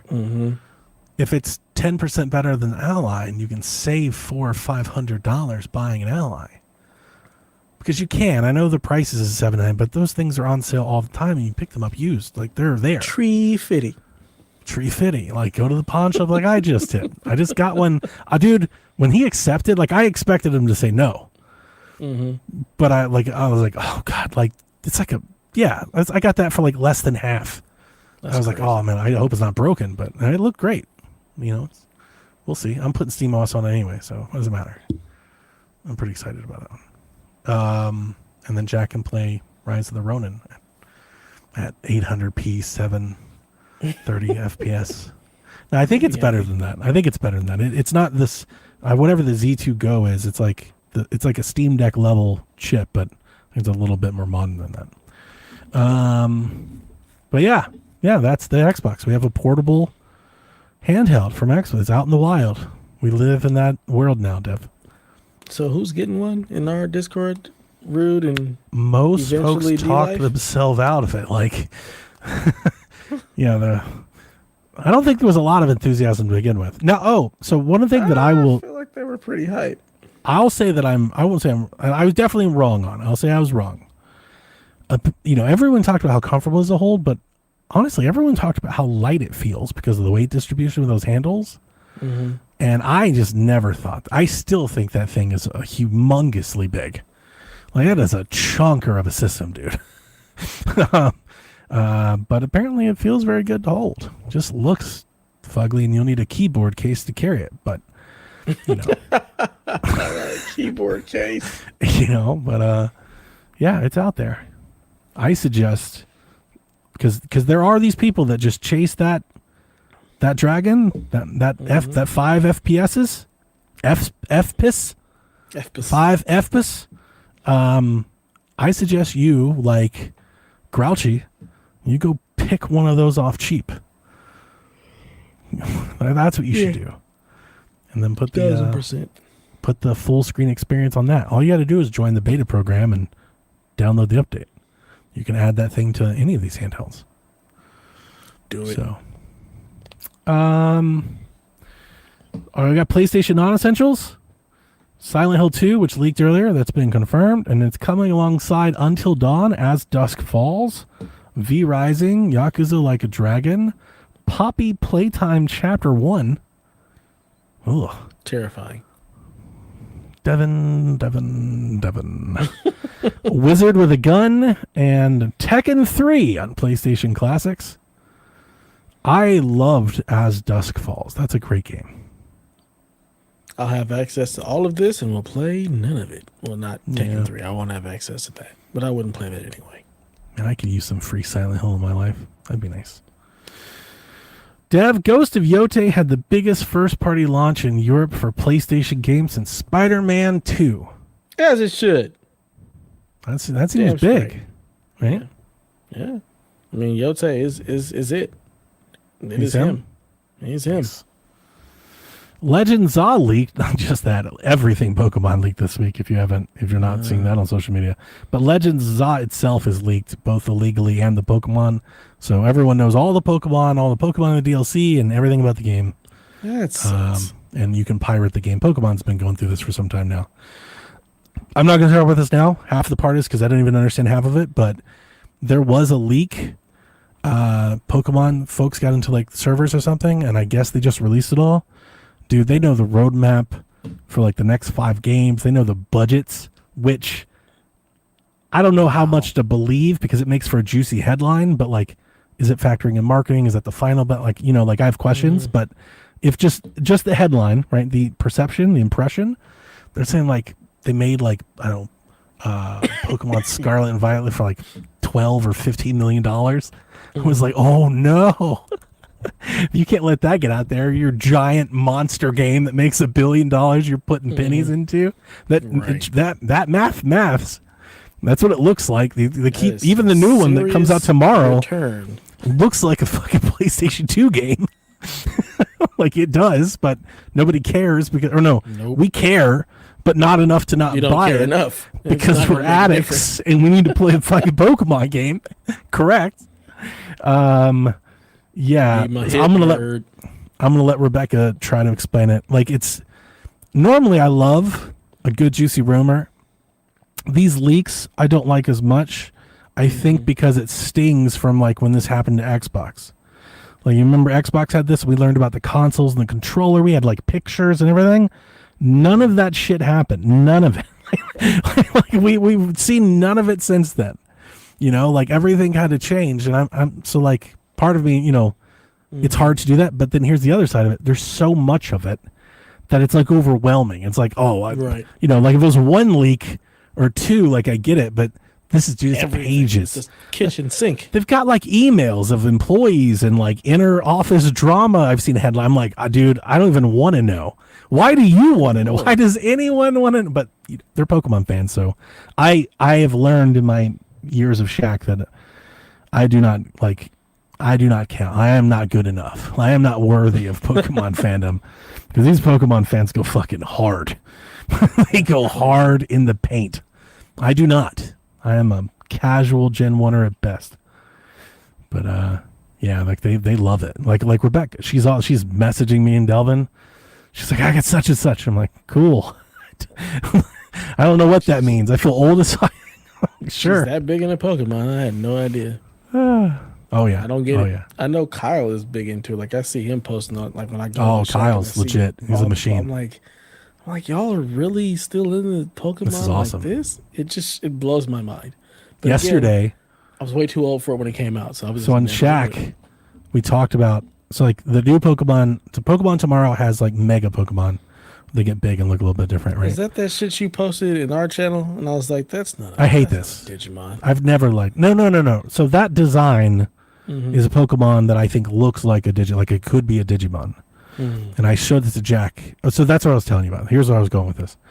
On Shack, we were looking at these, and I was like, I hate this one, I hate that one, I hate this one, because I have this reputation of just being I only like like the first Pokemon. Is like, I guess, my reputation. It's not true. I like new Pokemon. I just don't like a lot of them, and I really hate the ones that got like all edgy and dragony and Digimon. They had Digimon like, they started looking like angels and shit. I'm like, come on, like, what are we doing here? Yeah. And Jack was like, so he likes all these. He loves like Rayquaza and all these other ones I can't even remember fucking names for and stuff. And he's just like, you're just this old head. You're just this old head. So yesterday we went like gen through gen, and I was like, no, yes, no. And I'm not going to lie to you. I killed like 75% of the Pokemon. It was a lot. But there's like 5 to 10 in each one that I'm like, this is cool. You can stay. Like, you're in. I forgot about one. Like, I love Cubfu. I forgot about him. Haven't seen him in a few years. So I discovered another one last night. Cubfu's pretty dope. But he's so mad at me. And he's like, you just hate dragon Pokemon. You hate anything that looks like. I was like, because they're Digimon. He's like, you just hate Pokemon. You sound like somebody hate Pokemon. I was like, and you sound like someone likes Digimon. And he was like, I don't like Digimon. I was like, I think you do though. I think you're a closeted Digimon fan. My son is both. He loves Digimon. Yeah, but also I don't know Pokemon. I don't know why he was so adverse to being a Digimon fan, but he didn't like it. He didn't like being accused of being a Digimon fan. I'll take Digimon all day over Pokemon. I was like, you think I hate Pokemon? I was like, I love Pokemon. I love these cute Pokemon. Like, I want the Pokemon to look like Pokemon. Mm-hmm. I don't know what it is. It's like the famous court case, right?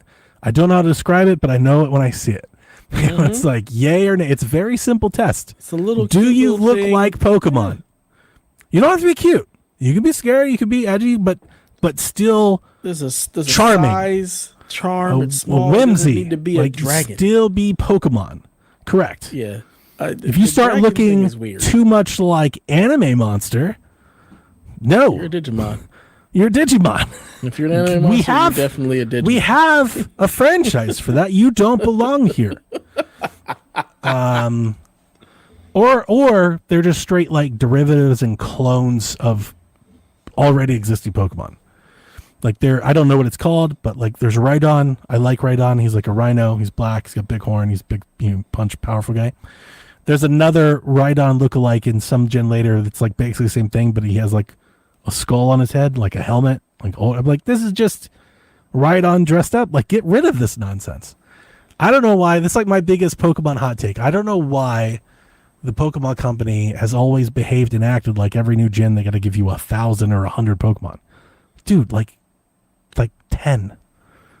Like, you're making this, like, this is going to buckle under its own weight. You can't do this forever. You're exponentially watering down Pokemon. Stop it, right? It's like, you don't need 100.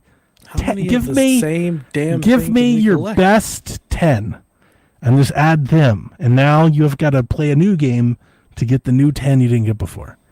It's like they feel like, no, they need 100 or they won't play it. It's like, no, they're going to play it.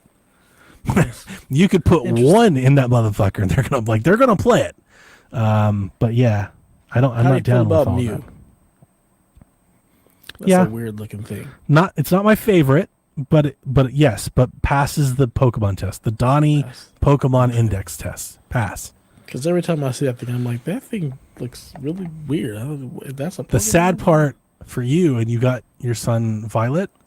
Mm-hmm. I looked at apparently the last gen, which I guess Jack was like, yeah, that's this game. That whole gen is ass. That doesn't bother me. Like, he's gonna love it. I nuked that whole. I was like, there's like one on this whole sheet. Like, everyone can go. That's when you know you're too old for this. Right? It's time to go. Okay, Grandpa. The thing is, Donnie, you're out of line, but you're right. Right. So, Heart Machine has announced layoffs. They're killing development on Hyper Light Breaker. Jason was pretty excited for that one, but I never actually heard him playing it. But I know he was following it quite a bit. I think he was doing the beta for a bit. He's much like us. We don't play video games. We No, kind of. I have an update on Jason. Hmm. Jason is announced on Blue Sky. He's diving back into World of Warcraft. Oh God. Or maybe Warcraft. It's either World of Warcraft or he's doing one of those. I'm pretty sure it's World of Warcraft because the 20th He's going anniversary edition classic is bringing back Burning Crusade. I had one of my staff hit me up yesterday, like, "Hey, I'm gonna need you to go ahead and Are we come back? back to the World of Warcraft." We back because up? they're doing the 20th edition of Burning Crusade. I said, "Absolutely the fuck not. I won't be doing that." There'll be none of that. Buzz As Killington much as- strikes again. Yeah, as much as I love Burning Crusade, I don't have the time, nor do I want to sink $15 a month into a game that I am not going to have time to play. I said, Smart. I love you, Jerry, and I would love to do this, but You can't- my life goes down a You different can't path. play the game without subscribing at all? No, Like you don't have like a base game or no. You can get to level 20, and that's it. And level 20 is just the intro. After that, $15 a month. and that's just to access the game, so you don't Correct. there's no idea of like owning World of Warcraft or anything. I mean, like you can buy. You got to buy the game first, and then it's $15. like a if month the to servers access shut it. off, that's it. That's it. Yes, it's only online. Damn. Yeah, That yeah, sucks, so, man. I had to tell Jerry I love you, but no, I can't. I can't. You're going down a path I can't follow. As much as I'd like to, I'd love to be back in the Ghostlands, doing Blood Elf World of Warcraft shit. But unfortunately, my life is not set up that way, and I cannot. So, but Jason, if that's what you're doing, I will live vicariously through you. Please murder things. Unless you're an alliance bastard, then you can kick rocks. It's for the Horde, always and forever. Yeah. If he posts any pictures, I'll share them. Battlefield 6 at its highest concurrent player count on Steam for any EA game and 14th highest of all time on Steam. So it's fair to say that Battlefield is a hit. Battlefield 6 is real, and it's spectacular. Yeah, it's taken off. People like it. Yeah. Like it a A lot lot. of my staff were talking about it today. They're having a good time. Call of Duty, he's in trouble. Good. I mean, good competition's always good around. Assassin's Creed League, Mark Alexis Cote. I don't know if that's right. Sure. Alexi. Left Ubisoft after this subsidiary spin out. He's creative director, head honcho, president, everything Assassin's Creed since like 2021, I think.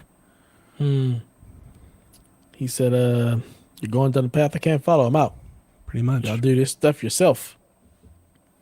Remedy has signaled to shareholders to brace for impact as FBC Firebreak did not exactly light up the sales charts. Did anybody really believe it would? No. I just, like, we knew how this was going to go. Yeah, like shocking nobody. Exactly. Yeah. But rumors swirled over the weekend after basically the week that was last week with the price hike and the consoles and the stuff. But there's this Reddit thread that got going from like, hey, I'm a store manager at Walmart and we're pulling all of our Xbox product. And this other person was like, yeah, I'm in Target. And then the pictures started coming in of all these different aisles and there were like hundreds of them. And basically reports are going around that everybody was like, Xbox was out of hardware. Products being pulled, like this is being shut down. So much so that Xbox had to actually come out and say, no, we are still working with our retail partners and yada, yada, yada. That was like a whole thing that happened over the weekend. Yeah, I kind of saw that and I was like, this doesn't look real because every store I've gone into, there's been Xbox stuff. And wherever you guys were, y'all were just doing a plano reset. That's all that was. It was just a plano reset. They were resetting the planogram, putting stuff in different places. They weren't pulling shit. I was weird because I was sharing in the Discord talking to Root about it, and I was like, it's odd. Ever since COVID, I basically deliver or pick up all of my. I haven't walked around grocery shopping in a minute. I was like, I don't know what my section. I haven't been to one. Oh no! When I went to Sam's this weekend, I go to Sam's like maybe once a month. I did walk over there. I was like, I've actually not been in the electronics sections because it's not really a section. It's like It's really one not. aisle of nothing. There's bullshit Here's some there. cards. Here's some cards you can take to the front. We had a and buy bunch of like, electronics. it was like a bunch of like knockoff boom boxes that looked big and sounded loud, but like brands I'd never heard of. I was like, this shit is like off the TikTok shop. But they had like a video game, like just one little glass case, and all it had was like Game Pass cards and like Nintendo Online cards. It was just gift cards Interesting. Costco is and very controllers, cards and controllers. They had a bunch of controllers. different. Never been in Sam's Club, but Costco has like a legit electronics section. Lots of TVs, laptops, monitors, all of that stuff. Headphones, webcams. Like they have all of that. They do have a video game section, but it's they don't have any of the stuff on display. It's literally like, here's PlayStations, here's our bundle deal, and you take this card to the register and they get you the stuff. But they have that, and they have a little kiosk that has all of the currency. So they have all of that. They have the consoles, but they did say that they were getting rid of their Xbox stuff. So it makes they're you feel not any carrying better. Microsoft no more. It was my first time taking the kids with us. We went and got lunch at Sam's and bought some stuff. And my daughter like shamed me for being a Sam's Club member. She like looked down on me. She's like, "You should get a Costco membership." That's hilarious. I was like, "What? Why?" She was like, "It's better than this." She Really? wasn't impressed. Yeah, she wasn't impressed. It's because her teacher that like drove her to school every day. She went to Costco a lot with her. So she, I think, just prefers or likes the Costco. But my Costco, not that my Sam's isn't, but like it's a whole other level. My Costco's fucking packed, dude. Like to the brim, to the end at all time. Like I never want to go there. There are lines. Yeah, no. I'm in and out in under 45 minutes. I know my where I'm Sam's, going. I know what I'm getting. Sam's, I do the self checkout, so like I just walk in and out. I do that at Costco too. Yeah, it's no I do the big self deal. checkout, but Sam's has like pickup and delivery. T-Life Costco says doesn't she's have right, that. you know. Sam She getting is shamed. right. She is right. It's okay. Damn. But yeah, Well, Sam's- so this is funny. This checks out because I told you my girl at work told me that Sam's is for black folks and Costco's for white folks. Oh, So well, it's a there shame you that have Delvin's not here. it. Yeah, this is correct. Yeah. But I think that's a Georgia thing because you guys said that wasn't the case out your way. That's just not a thing out here, but Maybe it's a Georgia thing. possibly. But Atlanta, Georgia's a whole different place. All right. it's Wakanda forever. The other rumor that's starting to float around, I saw this today, I think it's been around over the weekend, is that the upcoming Halo remake is expected to feature quote unquote modern mechanics. Things like sprint button, like a dedicated sprint button, like basically play like modern FPS. Like That's Call of not Duty. already in there? I don't know. I'm not that much of a Halo fan. I thought it was, but apparently it wasn't.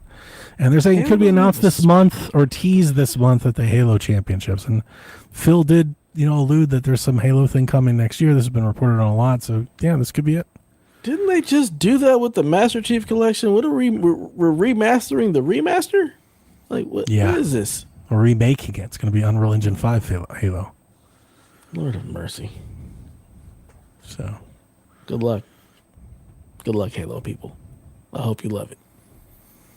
yeah, I don't know. It doesn't matter. I never was a Halo person. So, I remember talking about when the last one came out, people are excited. I kept saying like they needed a battle royale, they need these modes, and people are like, they need to stop doing. I'm like, you need to branch Halo out. I think what I'm gonna say is maybe a hot take, but you need to quit listening to Halo fans because you're making a game for like the 14%. Like I know Halo is a moved big. on. I know Halo is a big brand, so I know I'm not saying it's only 14. I know it's bigger than that. It's just like Halo should be on par and right next to Call of Duty, Battlefield, like the best shooters in the world. Destiny. So like you need to be doing what those games like. You need to be competing for that audience. If you're making a game for just the Halo diehards, I don't think that's going to help Halo. There's not enough of them playing all It's the like time. Halo is bigger than that. It's bigger than them. I think if you can get it right again, if you can right the ship. You got to bring in, like you said, the battle royale audience, the younger audience who's actually Yeah. playing constantly. Yes. All us old heads, we gonna dip out. We gonna find think- something else to do. And I we ain't hate, sitting yeah, around. and I It's the hate truth. this stuff. I'd say it every week. I hate all this live service stuff, but like, Halo needs to be there.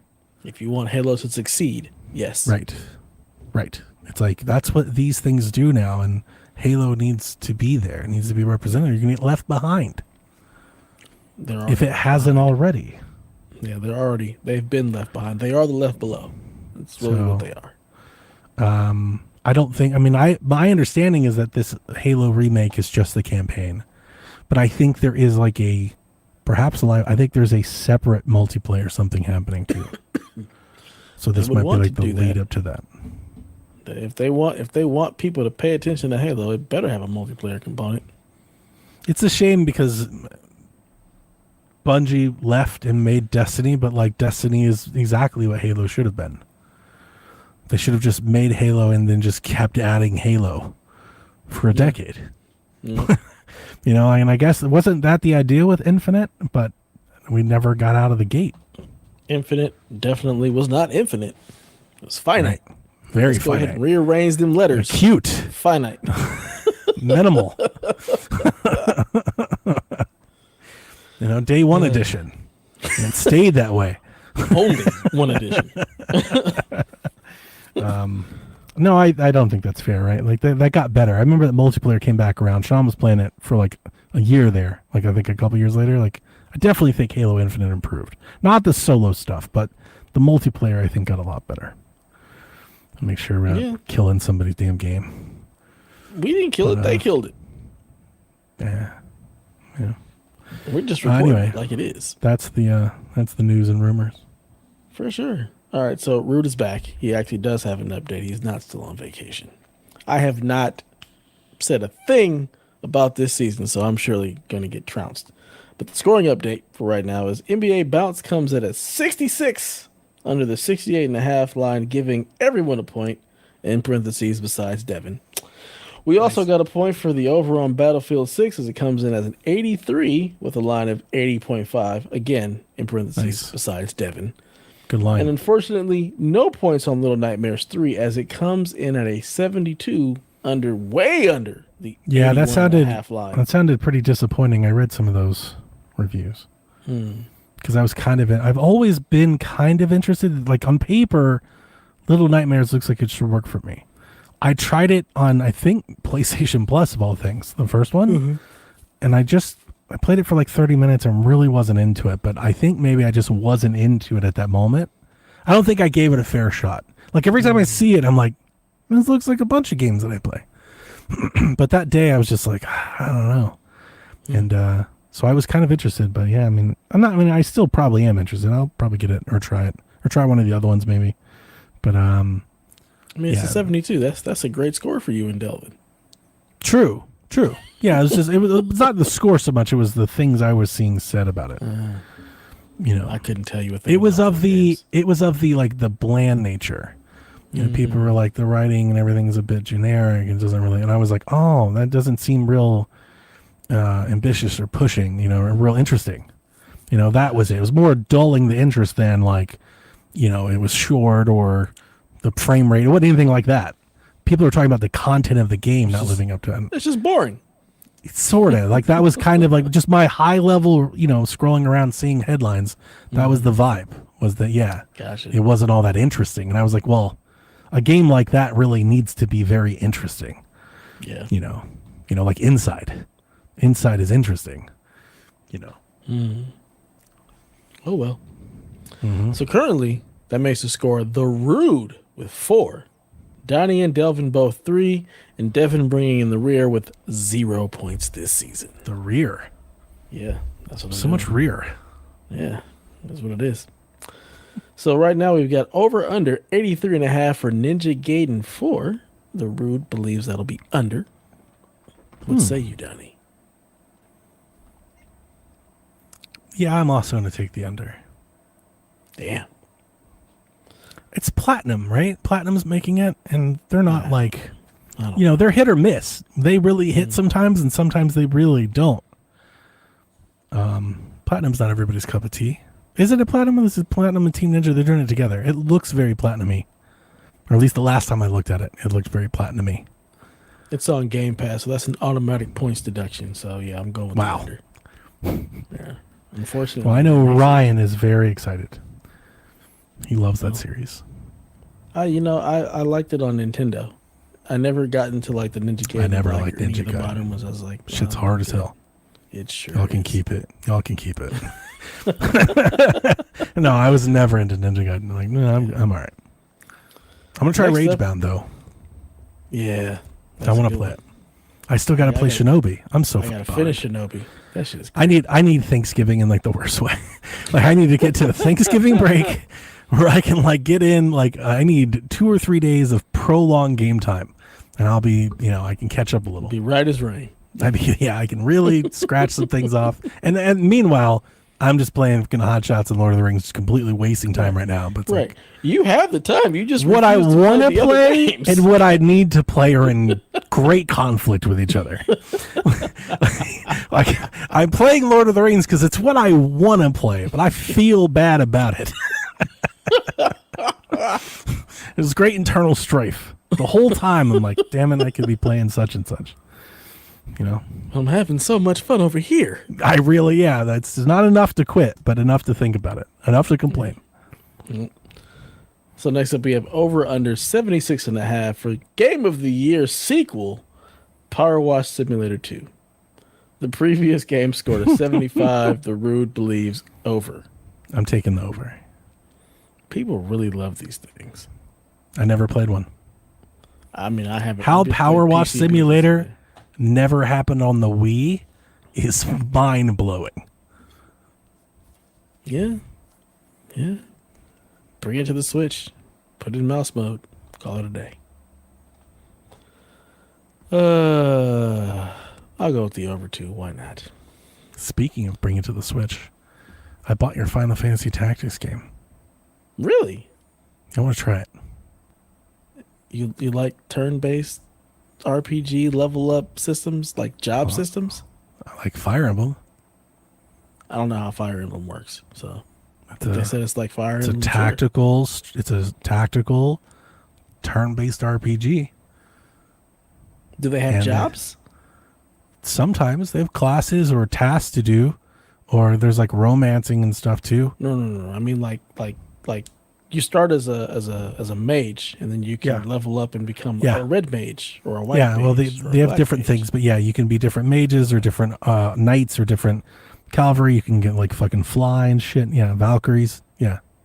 I don't remember there Every being time I any see romancing it- or any waifu. in Every this. time I see it, I'm like, I've heard, and here's the other, it's not just every time I see it, it's my entire life I've heard how great this game is. The people that I know that like it, they call it like the perfect game. Like they love it.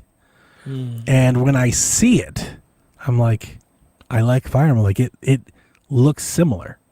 There's something there. And I bought it because I got a gift card for Boss's Day of all things. These folks that I'm managing, they got me a gift card on Amazon. Oh, I got something last year for that. I forgot that was even a thing. And so I didn't pay for it. I paid like $1. It was like $1 or $2. Bought it on So- Switch? Yeah, of course. I was hoping it's on PC. I don't know when I'm gonna play it. I want to play it after Pokemon or something, but like I want to try it. I at least want to try it. And I figured that's a really great game to use a gift card on. Like I will always be able to sell that game, and probably one day we'll be able to sell it for more than that. You know, like don't Final Fantasy games like generally appreciate and stuff, especially physical copies. I think on Switch they hold value pretty well. So if I hate it, I don't think I'll be worried about. I think I can get out of it pretty quickly. Yeah, that is definitely one that I will probably. But like, what if I love for it? Christmas? What if I play Final Fantasy VII for the first time and then play Final Fantasy Tactics? What if I become a Final Fantasy fan? What if 2026 is the year of Final Fantasy? If you become a Final Fantasy fan, then I have to play Pokemon. Oh shit! Don't threaten me with a good time. Just not Pokemon Scarlet though. That shit is trash. I will play whatever Pokemon my son has, but that's only. Is he if playing you on the happen Switch to- too? Of course. Okay, so on Switch 2, it does run like 1,000 times better. That's what he Dude, was on, saying. He said, this runs on so Switch much. 1, yeah, no, I remember the day we got the Switch, Jack put it in, and just watching it. I never played it, but I was like, oh, God, that's way better. Because on Switch 1, dude, it barely ran. It was like 20 frames a second. Like, it was bad. Yeah, he was very, very excited about how well it ran on the Switch 2. He's like, man, this is so much better. They did such a good job. He's very excited. But yeah, if you happen to play Final Fantasy VII and fall in love with it, I will try a Pokemon game. Ooh. But again, you have to love it. I wonder even which one you should try. That'd be really hard to recommend. Yeah. Well, we may have to chew on that on Shaq for a while. You'd have to love Final Fantasy VII, which I don't think you will. So I'm not too worried about it. Waifus, though. I don't know them, but I know of them. I mean, it's just Tifa and Aerith, and it's not really waifus. I mean, it's just... People go hard. People thirst.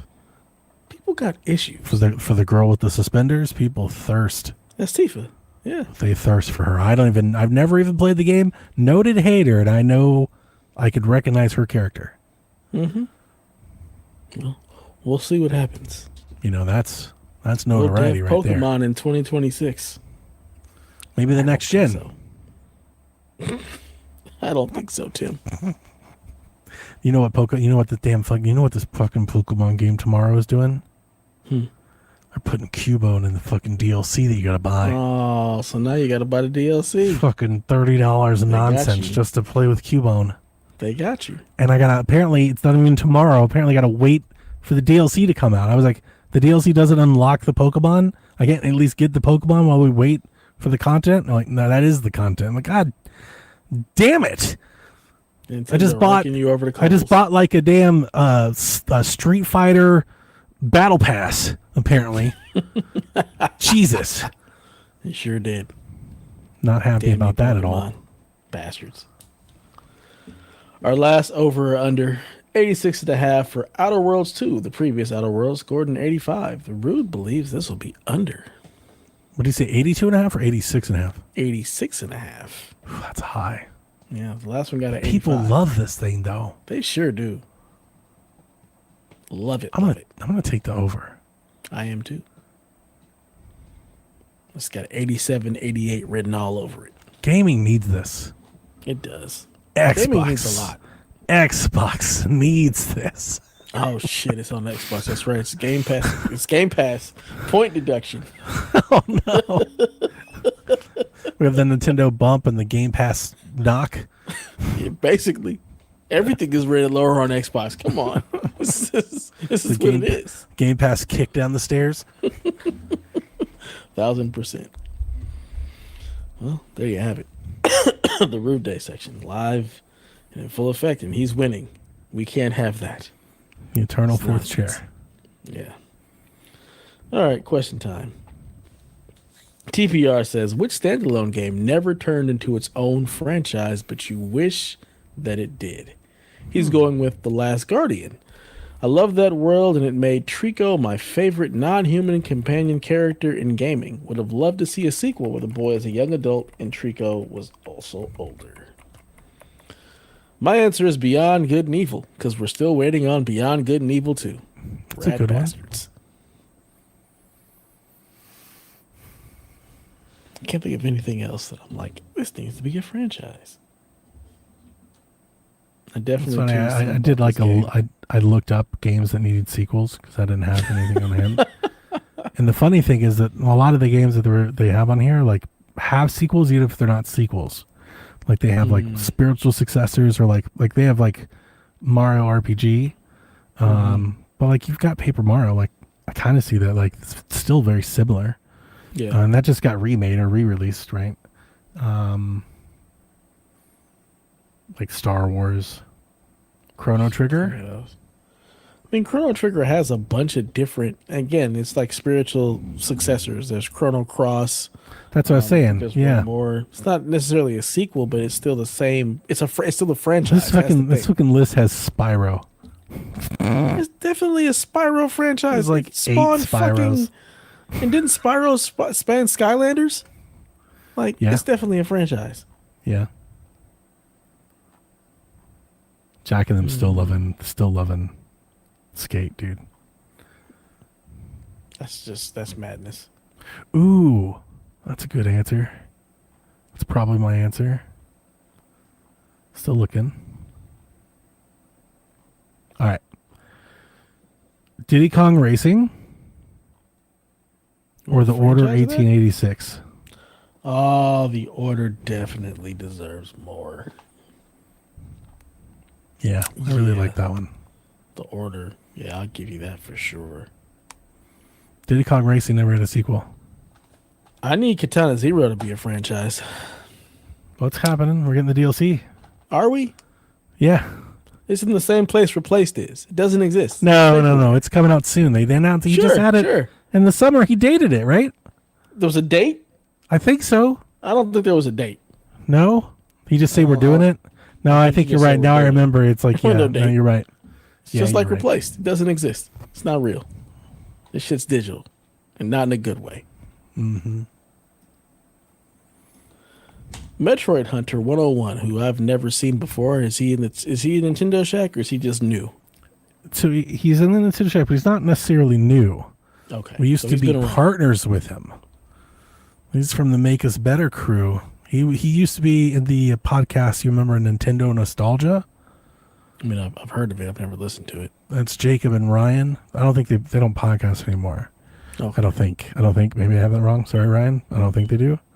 And yeah. So he's been bouncing around Shack here recently. Okay. Just join the It's Discord. You remember back in the day Okay. when they were like, we don't really do Discord, we do Facebook. Mhm. Like I don't think he still doesn't really do for Discord. All these years later, he joined. Like he did join the Discord. So it's like, oh, this is Yeah. a name I've never seen before. Yeah. And his question is very apt. Are there any motherfucking video game players on this motherfucking video game playing podcast? Hey, we put the sum in video games. Okay, some video games. Yeah. And if Not it's all modern video games. it's like, oof.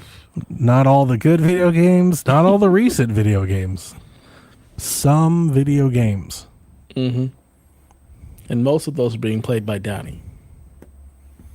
It is what Not it as is. much lately. You most of those are being you played still by play more Haley. than us. I don't know. I think Delvin's got me at this point. He probably does. No, you play a lot of shit. He dabbles. He plays a lot of. He tastes a lot of games. Yeah, he dibbles and dabbles here and there. He's not really a real gamer like you. You know, he's not He playing beat Breath of the N64. Wild. Beat Breath of the Did he? Wild. He needs to get he wants a 64. But he keeps waiting for the analog or Parma. I'm like, just go buy Why? a 64. The don't even analog need to is buy it. also like Katana Zero's DLC is replaced. The analog is like replaced, dude. I've been playing 64 for like a year and a half since I pre-ordered that thing. I've been playing it I've already played all the games I bought for it. Oh man. I've talked about Shack a bunch, but I have the Eon. I call it the Ultra 64. I don't know exactly what it's called, but it's the Eon N64 HDMI adapter, and it's expensive. It's like $150, I think, and it plugs into the back of your 64. And you can plug an HDMI cable at it, and it will put the N64 game up on your screen. You can 4x3 it, and it looks really nice. It has an upscaler, like a smoother filter on it. I don't use that, but you can. But it looks pretty good. I don't think these new consoles are going to look a whole lot better than that. It should look think you better. can. The standard should look right. I think you're doing what you can do with it. Like the N64 could only do so much. Hey. Can only do so much. So, I don't think that's going to, I don't know what, like I think it's cool that they're coming. Like I'm probably going to get one of Palmer Lucky's because in the advertisements, they look like they're going to have colors out the gate. And that was cheaper. So I'm probably going to get one of those just to have, just to Yeah. mess with it. Yeah. But yeah, no, like if anybody out there is thinking about, this is what I just told Delvin last weekend. If you're thinking about 64, like there's nothing stopping you from, it'd be cheaper to buy an original N64. They are cheap. You can definitely get one for under $100 and, and just buy that adapter. Piece of cake. Easy peasy, lemon squeezy. Delvin, Yeah, you stop can be playing today, and you can buy a flash cart and an SD card. It literally, I have the entire N64 library in 3 different languages and homebrew and hack games all in one cartridge. You know, Delvin, what are you? it's a very nice retro system to get into. It's very convenient, and still I think in a way that PlayStation 1 and some other it still holds up very well. Local multiplayer is still super fun. You know, like playing GoldenEye or Perfect Dark or wrestling games, Smash. Jack was playing the shit out of some Smash, him and his buddies. Like, yeah, when he has a birthday party or his friends come over, like that's an attraction. Like they still like playing N64. You know? So Yeah. Nice. get one. Yeah, make it happen, Delvin. Stop being a bitch. Don't be no bitch. All right. Mama didn't raise no bitch. Mm-hmm. Quagmire says, in reference to the Circana article y'all discussed last week with the 14% of gamers helping to keep the industry afloat, do you think it'd be a larger percentage if games actually launched in a good state and weren't 50% off in 6 months? Seems like the gaming industry is shooting themselves in the foot from his point of view. Oh, I get what he's saying. I don't think the state or the condition the game launches in has anything to do with this conversation. Now, could you argue that people would buy more games more frequently, if the games weren't being like so heavily discounted or included in subs so much? I think marginally there's maybe some measurable analysis for that. I don't think it's big, but I think you could probably identify that as an overlap. So I don't hate that, that idea, that train of thought. That makes some sense. I mean, they've trained some people like D-Life and Root Days to just not buy games. So right, outside of that's kind of the idea.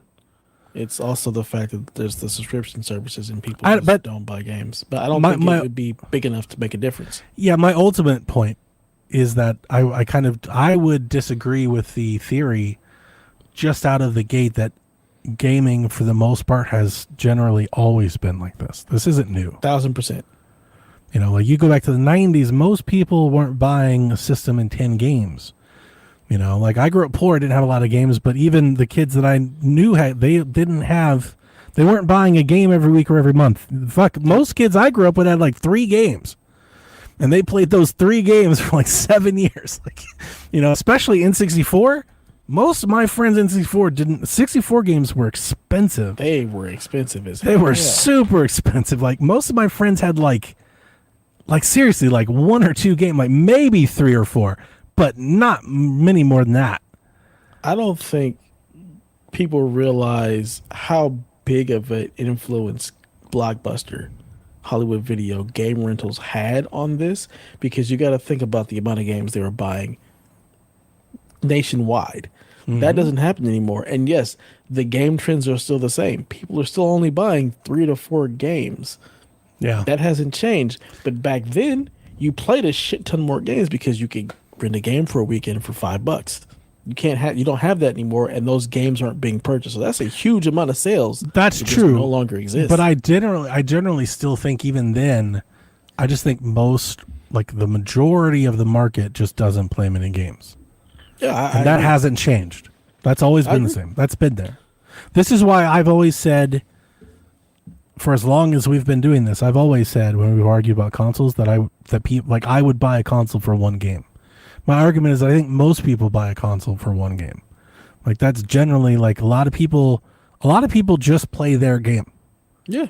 Like they have a game and they just play that game. Like that it's either Call of Duty or Fortnite or 2K or Madden or Destiny, but a lot of people just play a game. Yep. They'll play that game for years. And I think there's a lot more people like that, like this casual gamer.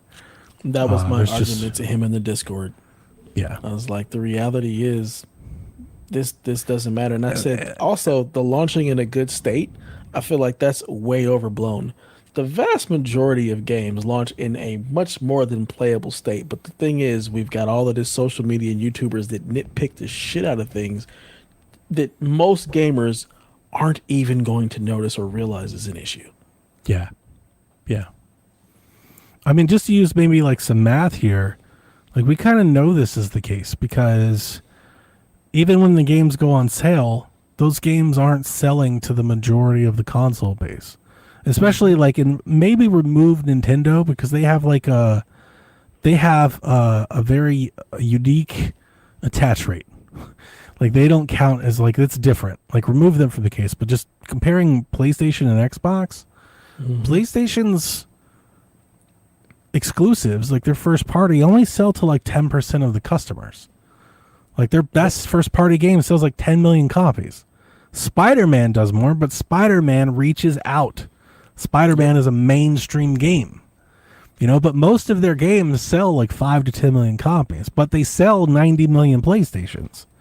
That's because there's 70 million PlayStation folks that probably don't play any PlayStation Just play Call of exclusives. Duty or Madden. Yeah, they just play their game, whatever their game is. But we all know what these are. It's not just the live service game. There's a bunch of these games. There are people who probably buy a console just play Minecraft. Yeah. You know, like there's a lot of people like that. Or my daughter, like she's playing stuff now, but for years, man, she just played Stardew Valley. For like 6 years, she played one game. Wow.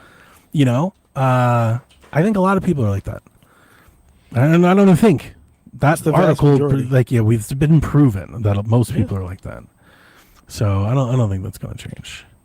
Yeah. What it is I think a lot of free to play stuff has appealed to that group that doesn't have to buy anything, and that means that probably not as many games are being bought at full price as they used to be.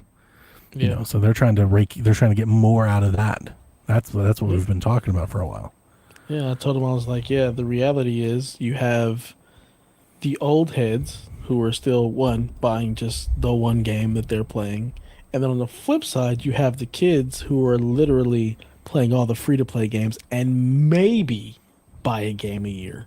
That's something they don't play with their friends. But for the most part, people just don't buy games in the way that people think people buy. Yeah, because if the majority of the market was buying any game, Assassin's Creed would sell like 45 million copies, and they don't.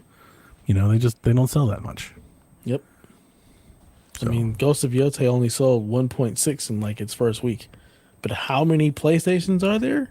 Right. Tens of millions. Yeah. Like Yeah. it's such a small Exactly. attach rate. Yeah. So, yeah. Sorry, Quagmire. I don't think your argument. Unfortunately, it's just not real. No, the truth is just not a lot of people out there, in grand scheme, buying shit like we do. Mm-hmm. Even Dev, even you compared to them, you stick out. Way more games than the average. Yeah, and even there's a gulf between like you and me. Mm-hmm. A huge gulf, which is crazy. But yeah, like there is a drastic. And you're a dedicated gamer. You keep up with the news. You read about it every day. And even you aren't. So it's like, think about like the dude that just plays Call of Duty with his dudes, or Fortnite with his pals. Like they're not doing any of that shit. Apex Legends, they're just not buying a bunch of games. And think about how many like 6 now. before the live service stuff. Think about how many of those people were buying the annual versions of the game, and like now they probably just sit in Warzone. They're like, I'm not buying that because like the majority of people just don't want to buy anything if you can give it to them for free. Like, there's a ton of people that are just like, I'm not buying that. Like they play Fortnite because it's free. Yep. And they'll spend $10, $15 here or there on some battle pass or some skin or something and call it a day. Yeah. You give it to them for free and have a small barrier entry. That's what they're going to do, and they're not going to give you no more money. And we've got like, isn't Destiny free? Destiny is free to a certain extent. There's like a lot of that now. I was making the case for that with Halo. It's like that Halo should be that. I think they did that. Didn't they multiplayer go free, I think? I thought they did that because I remember when they were launching, I was like, it should be free. But I think it was because I feel like I think they updated it. I want to say I think I remember Halo Infinite going free to play. Yeah. I think maybe multiplayer only, Yeah, just the multiplayer which is portion of it. what anybody mostly cared about anyway. Yeah. I'm the idiot that would be like, I want to play the campaign again. I mean, I want to play the campaign. I don't really want to play the multiplayer. The campaign was almost there. Part of it, there's something there. Like it's like, oh man, if they had just landed it, I think I could have loved Halo Infinite. It was Far Cry-ish. It just never got. It wasn't that cohesive. I couldn't get past the gunplay. The gunplay I just was not a fan of. I hate when I have to constantly pick up some other random weapon. That shit drives me nuts. You know what's funny?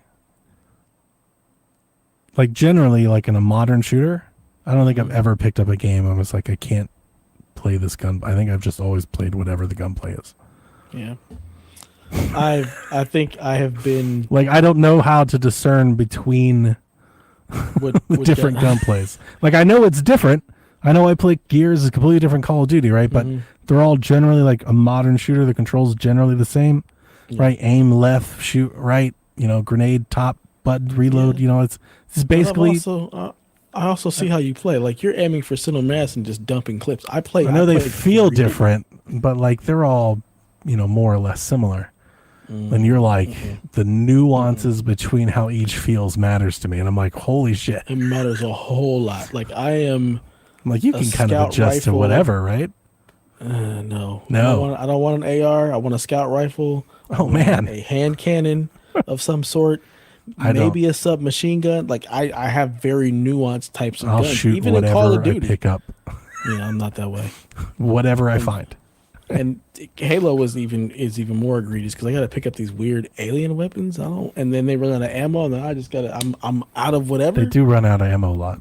And that shit drives me nuts. Like I have my gun. I want my gun. Give me bullets for my gun that I like. No, you need the needler.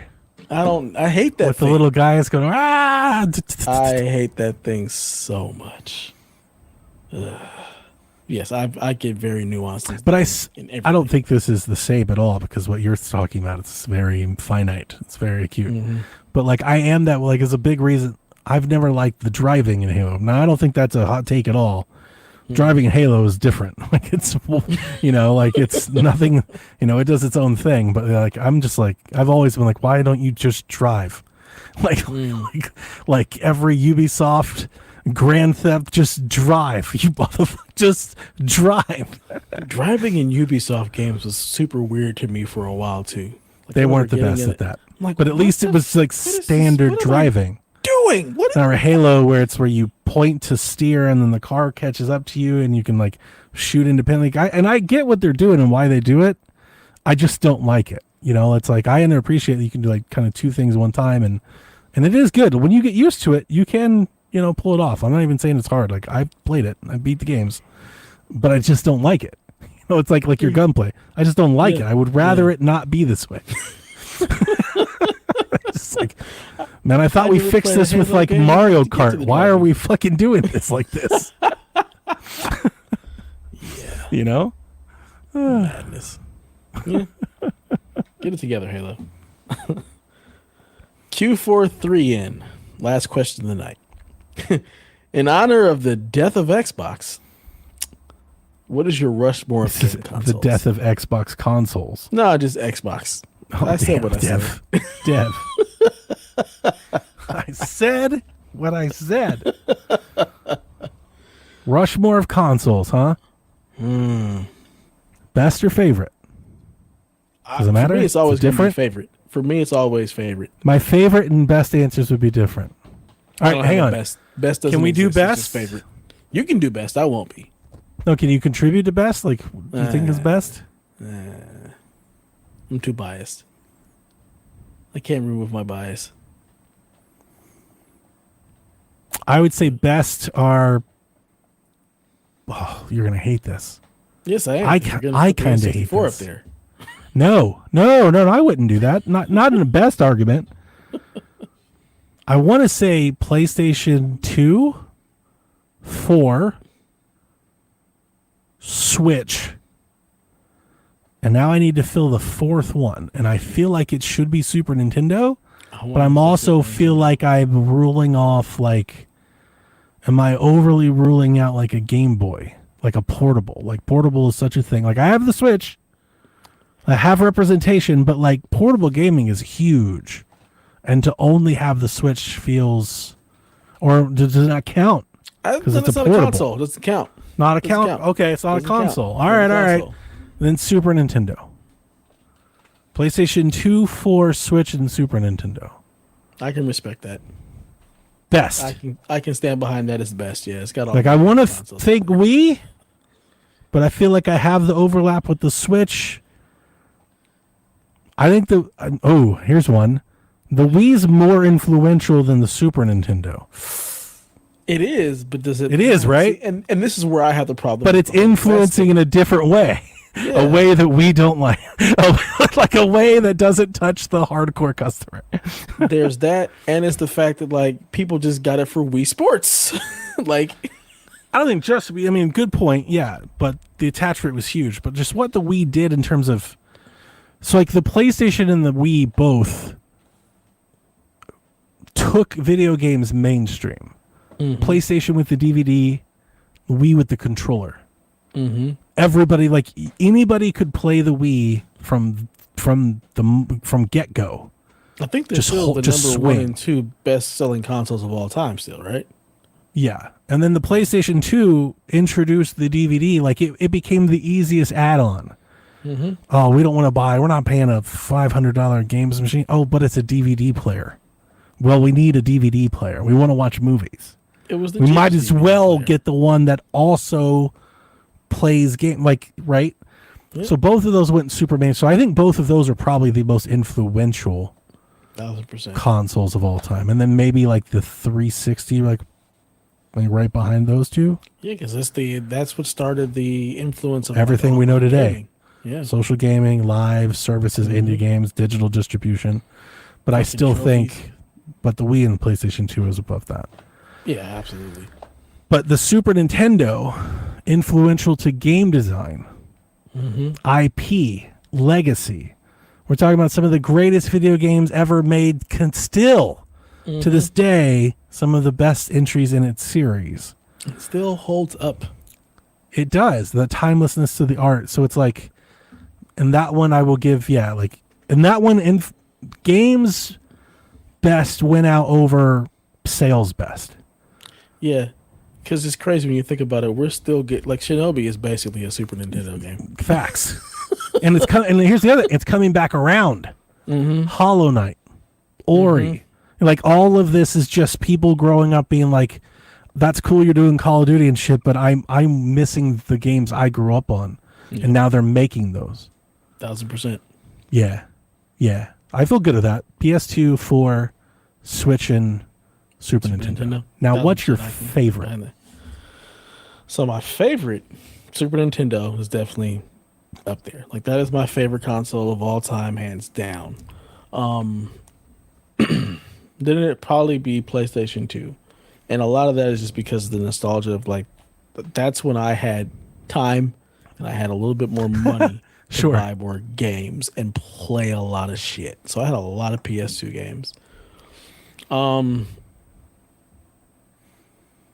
I'm probably going to have to go with PS5 just because I love what it does. The tech for me works in a lot of the games. Like I like Ghosts of Yotei. Dude, so it's kind of like a straddle between PS4 and PS5. You know what's real funny? The last couple of weeks, I've caught Sean while he's live. He's just playing something around midnight. I just jump in for 20, 30 minutes. And he's been playing on PlayStation. And I'm not sure if like this is a thing in his podcast, but he's been playing a lot of PlayStation. It feels like maybe he's like trying to like get reconnected or reacquainted with that. And the way he begrudgingly plays PlayStation is so entertaining. Like they were telling me, I can't even re-explain it to you, Dev. I don't even know if they could. But like Sean was like on his hands and knees tracing wires and stuff, trying to figure out why his PlayStation 5 wasn't, I don't know, displaying, or the controller was cutting off something. And they were like in the settings, and I was like, Jesus. And like, and it's like very grumpy old man. It's very funny because he's just like, yeah, just everybody's favorite console, the one that everybody likes so much.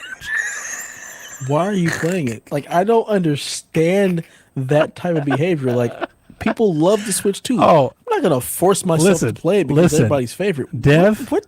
That Why? all sounds sense. I wouldn't trade this for the world. This is the most, and like this could be a whole show. Like I would watch this. This is great. It's so entertaining. It's like every time he encounters it's grumpy old man. I love it. It's my kind of energy. I'm like, this. I just keep dying laughing. It's so funny. Wow. And like I'll try to press him a little. I'm like, I don't know if it's the controller, you know, like it's just I don't remember what it was, but this might just they be were you, like, Sean. They were like, they took like an hour to get playing. I was like, really? Because he said something about the settings or layout, and I was like, okay. I also, that I also don't love the dash on the PlayStation 5, but like, is more or less the same. You know, I was like, it's more or less kind of like you with the gunplay. Like, but you know, I'm not giving him a lot of. He may have a legit concern that I'm dismissing. Like I wasn't there. I'm just enjoying the aftermath. Was very funny. I have my PlayStation set up through my PC to stream, and there's no issue. So I'm very curious, like what the disconnect is. Like I'm so curious. What problem were you having? Because it's like 3 plugs. Like I don't understand. Like yeah, what the issue is here. So yeah, I'm probably gonna go Super Nintendo, PS2, probably PS4 now that I think about it, simply because there's still like that's where all of my favorite franchises like right now actually come from. So like you got your Horizon, you've got Last of Us, sure, Last of Us 2, Ghost of Tsushima, like a lot of that.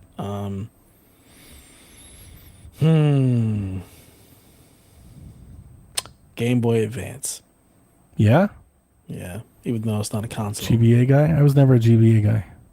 I was you know, I've talked about it a bunch. I never really got into portables. The 3DS was my first. 3DS was my first portable. Changed gaming for me forever. My only portables were Game Boy and Game Boy Advance. Those are the only portables that I've ever really had, and most of it was Tetris and playing old NES games like Super Dodgeball. Yeah, I've told this. When we get into these, you know, topics of reminiscing, I've told the story at least on Shaq a million times, but I always kind of looked down on portables. I always looked like, you know, just like cheaper iteration like the games. Yeah, yeah. You know, it was like blips and bloops and stuff. I was like, you're playing a Game Boy? Like, have you seen an N64? Have you seen Ocarina? What are you doing? You know, like, it was stuff like that. And that lasted, you know, all through there. You know, I remember I was playing Wind Waker and people were like, man, Metroid Zero. And I was like, what? I'm not playing Super Nintendo.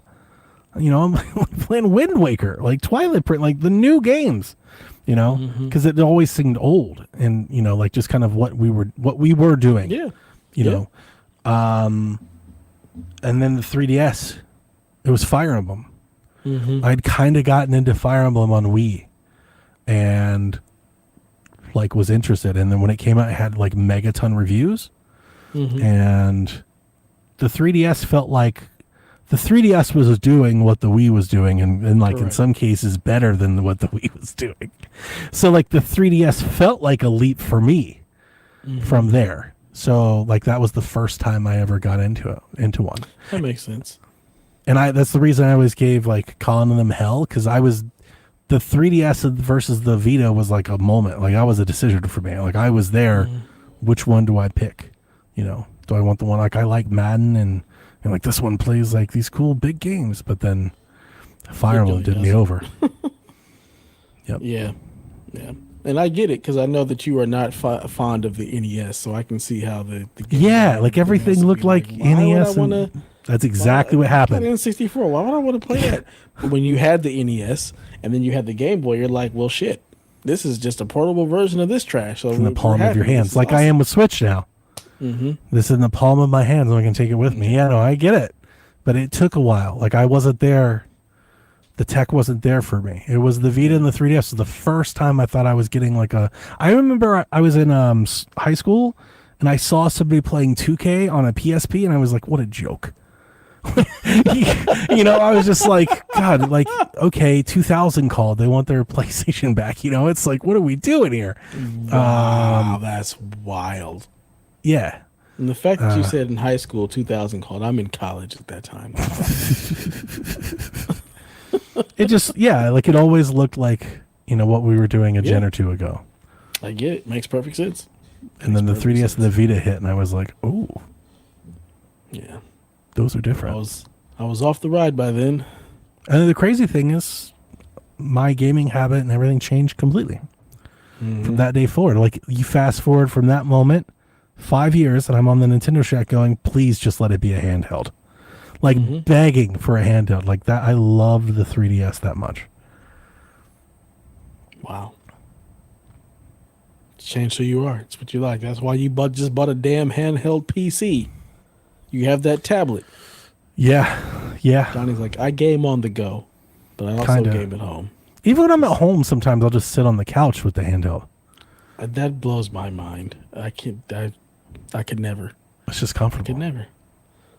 If I had a portal, I'd play Ghost of Tsushima, but then people want to talk to me, and then that just throws it all out the window. I headphones. Back into my office. Leave me alone. You can still sit in the office on the thing. That does not deter. Why would I do that? Why would I sit in the office? I know. Yeah, that's what I do. No. I would literally go sit in the chair or the couch and just play the handheld. Like the other day, streamed to my tablet from my computer, just sitting over across the room. Computer's here, could sit here and do it, but I just wanted to sit there, so I'm doing it from there. Yeah, I could never. This is the life I've lived since 3DS. You can't take that back. I have so much convenience, Dev. I can't just. What do you mean I have to be permanently stationed to get? What are you talking about? Who does that? That's just how I like the game. I want to sit down in a chair you heathens. with a controller and a big screen, not this little screen. Kaiju doesn't like my 2K comment. PSP was trash. I was not a fan of that thing at all. I remember like Tony Hawk. It was like, that's not even Tony Hawk. Like, dude, it's PSP was not great. It was great if you wanted to homebrew it. The GBA is the same. So is the DS. Like these are no stones. Like I looked at the I remember I looked at the DS. I've told Rebecca this. She loves the DS. I laughed. I was like, nobody's buying like the way that it looks. I was like, no, I'm not. I don't want. And it was. I think it sold more than everything. Yep. It's like the fucking highest selling console ever. But I didn't. They were like, we've got Brain Age. I was like, fucking, you ain't not for me. Like I wasn't interested. We've got new Super Mario Brothers. It looks like the old Super Mario Brothers. Why would I want to go back to a 2D world when I've got this 3D stuff? Even the first 3DS I scoffed at. The first one, I'm not sure if you remember that one. It's like the little clamshell, so edgy and ugly. I thought that thing was ugly as could be. Yeah. And I was like, slider for the 3D? Like, what the hell? So I was going to get a Vita, and that 3DS XL came out. And I was like, now we're talking. Yep, I remember those too. That's when I got in. Running gaming. Yeah. Good times. So what was it? Did you do your Rushmore? I did my Rushmore. What's your favorites? All right, so this is really hard. I'm sure. God. It sucks because it's really hard for me not to include the Wii, the Switch, and the 3DS. But to include all three, not the Wii, I'm sorry, the Wii U, the Switch, and the 3DS. To include all three feels wrong because they all share like the same library. The Switch is like the best version of both of those. Mm-hmm. Right? The Wii U is very special for the time. It's one of my favorite consoles. Mm-hmm. Like playing gaming that way, I adore. But I don't know. Like I can't. How do I leave off PlayStation 4 and Xbox 360? Easy. You left them off a long time ago. Well, not the 360. No, I feel like the 360 I love those consoles. Has to be on your list. I could easily see you getting rid of the PS4 because you've gotten rid of them so many times. So I'm gonna hate to do this, but because the Switch literally just is a Wii U, like minus like 3 games, I'm gonna leave the Wii U off.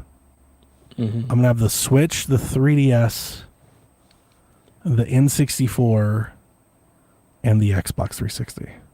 That makes sense. That makes perfect sense. It edges out the PlayStation 4, which hurts. I think the PlayStation 4 is an incredible console. But you're not tripping over the PS4 console not coming forward the same way you would the No. Xbox 360. No. Mhm. Yeah, that's where your library is. That's where Well, all it's just your like, family fun times are. yeah, I mean, like Rock Band is a good litmus test, right? If I can't bring my Rock Band library and everything, then what am I doing? I might as well go to Steam. But another good litmus test is Fable. Yeah. Does Fable not come across? What kind of Xbox is this? What about the old Gears? Like the original Gears, not the remaster, like not 4 or 5, like Gears 2. You know? All are backwards. Yeah. Red Dead Redemption. You know, like, do I get to play all those natively on Windows? Because I No. don't. Yeah, right. None of that. If what they're doing, like the Ally doesn't play those games. I don't think. Like, I'm positive those games don't just run on the Windows Store and Xbox. Maybe I've got one wrong, but like I'm positive none of those games. They're all like console exclusive. You have to have the console. They're built for that chip, and that, you know, the backwards compatibility runs that way. None of these backwards compatible stuff's going to run on your PC. You can stream it, and that can work for some games. I'm not opposed to streaming. I'm not streaming Rock Band. That's fucking nonsense. Yeah, no, we're not doing that. And I understand why they won't, probably because they're just getting out of this, and they're just like cutting, you know, their involvement. At least that'd be what I theorize. But I understand why they're not going to put in the work for this, because it's not going to be fruitful for them. But I feel like they owe it. When you have an audience as large as you have, and you've had as money, like it's a worthwhile investment. They should, via emulation and compatibility, they should make this work. This is not hard. Like, they can do this.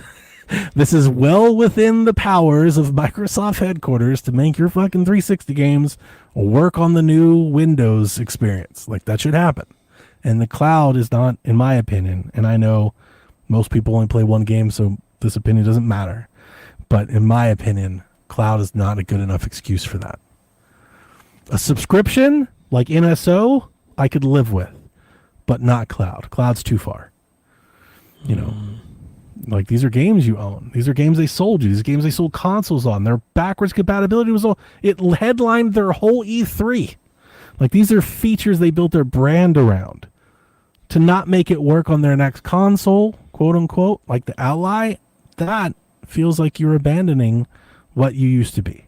But that's what they do. Yeah, no, that's what they're doing. Yeah, I see it. No, not even doing. It's just what they do. Like, they abandon the whole idea of the Xbox One. Yeah. Like, Yeah, no, I see it. par Like, for the based on these course. rumors that just came out, I see it. Like, if that's true, like, I thought they were going to have a console. If they're not, and the next one is just a PC, and they're just going to be like, well, some stuff works and some stuff doesn't. You know, like, I feel like that's a huge mess. Now, that doesn't mean it can't be successful. I don't think it will, especially if it's really expensive. But I think I think I've said this from the beginning. You know this. Son the Ally, I've seen it as this could be what Xbox becomes. A label on the side of PCs.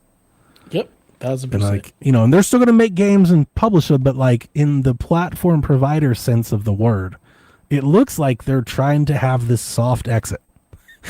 Like, that's what it looks like. And they're like, we're going to try to do the best we can to the customers but they're not going to go as far as I would like to see them. Right.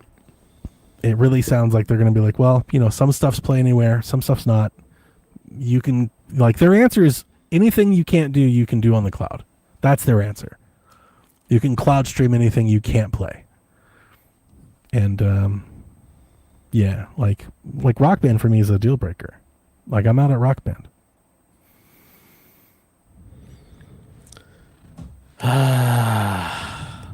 Xbox. Now, Thought we knew you.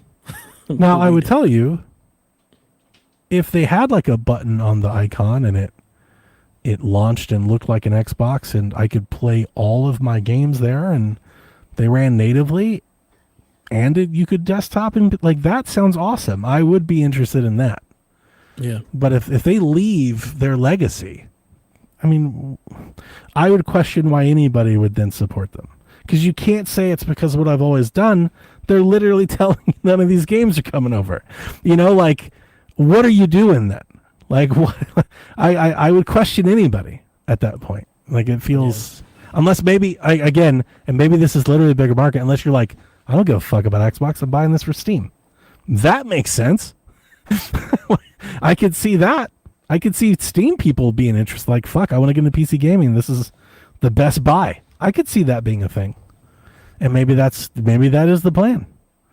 But it does feel like it. You know, if this is true and this plays out like the Ally did today, man, that feels like a gut punch to anybody that's been with Xbox for a long time. Yep, it's the sad truth, but you know, we'll see what happens. We'll see how well the Xbox Ally, ROG Ally, whatever the hell it's called, does, and apparently we'll find out more. Xbox Ally X in 2027 when apparently new consoles are launching. So powered by Dell. Buckle up and see what happens. But that's a story for another time. And for now, this time is coming to an end. So please, time is up. Everybody, while you're out there, because we don't do it, please play some video games.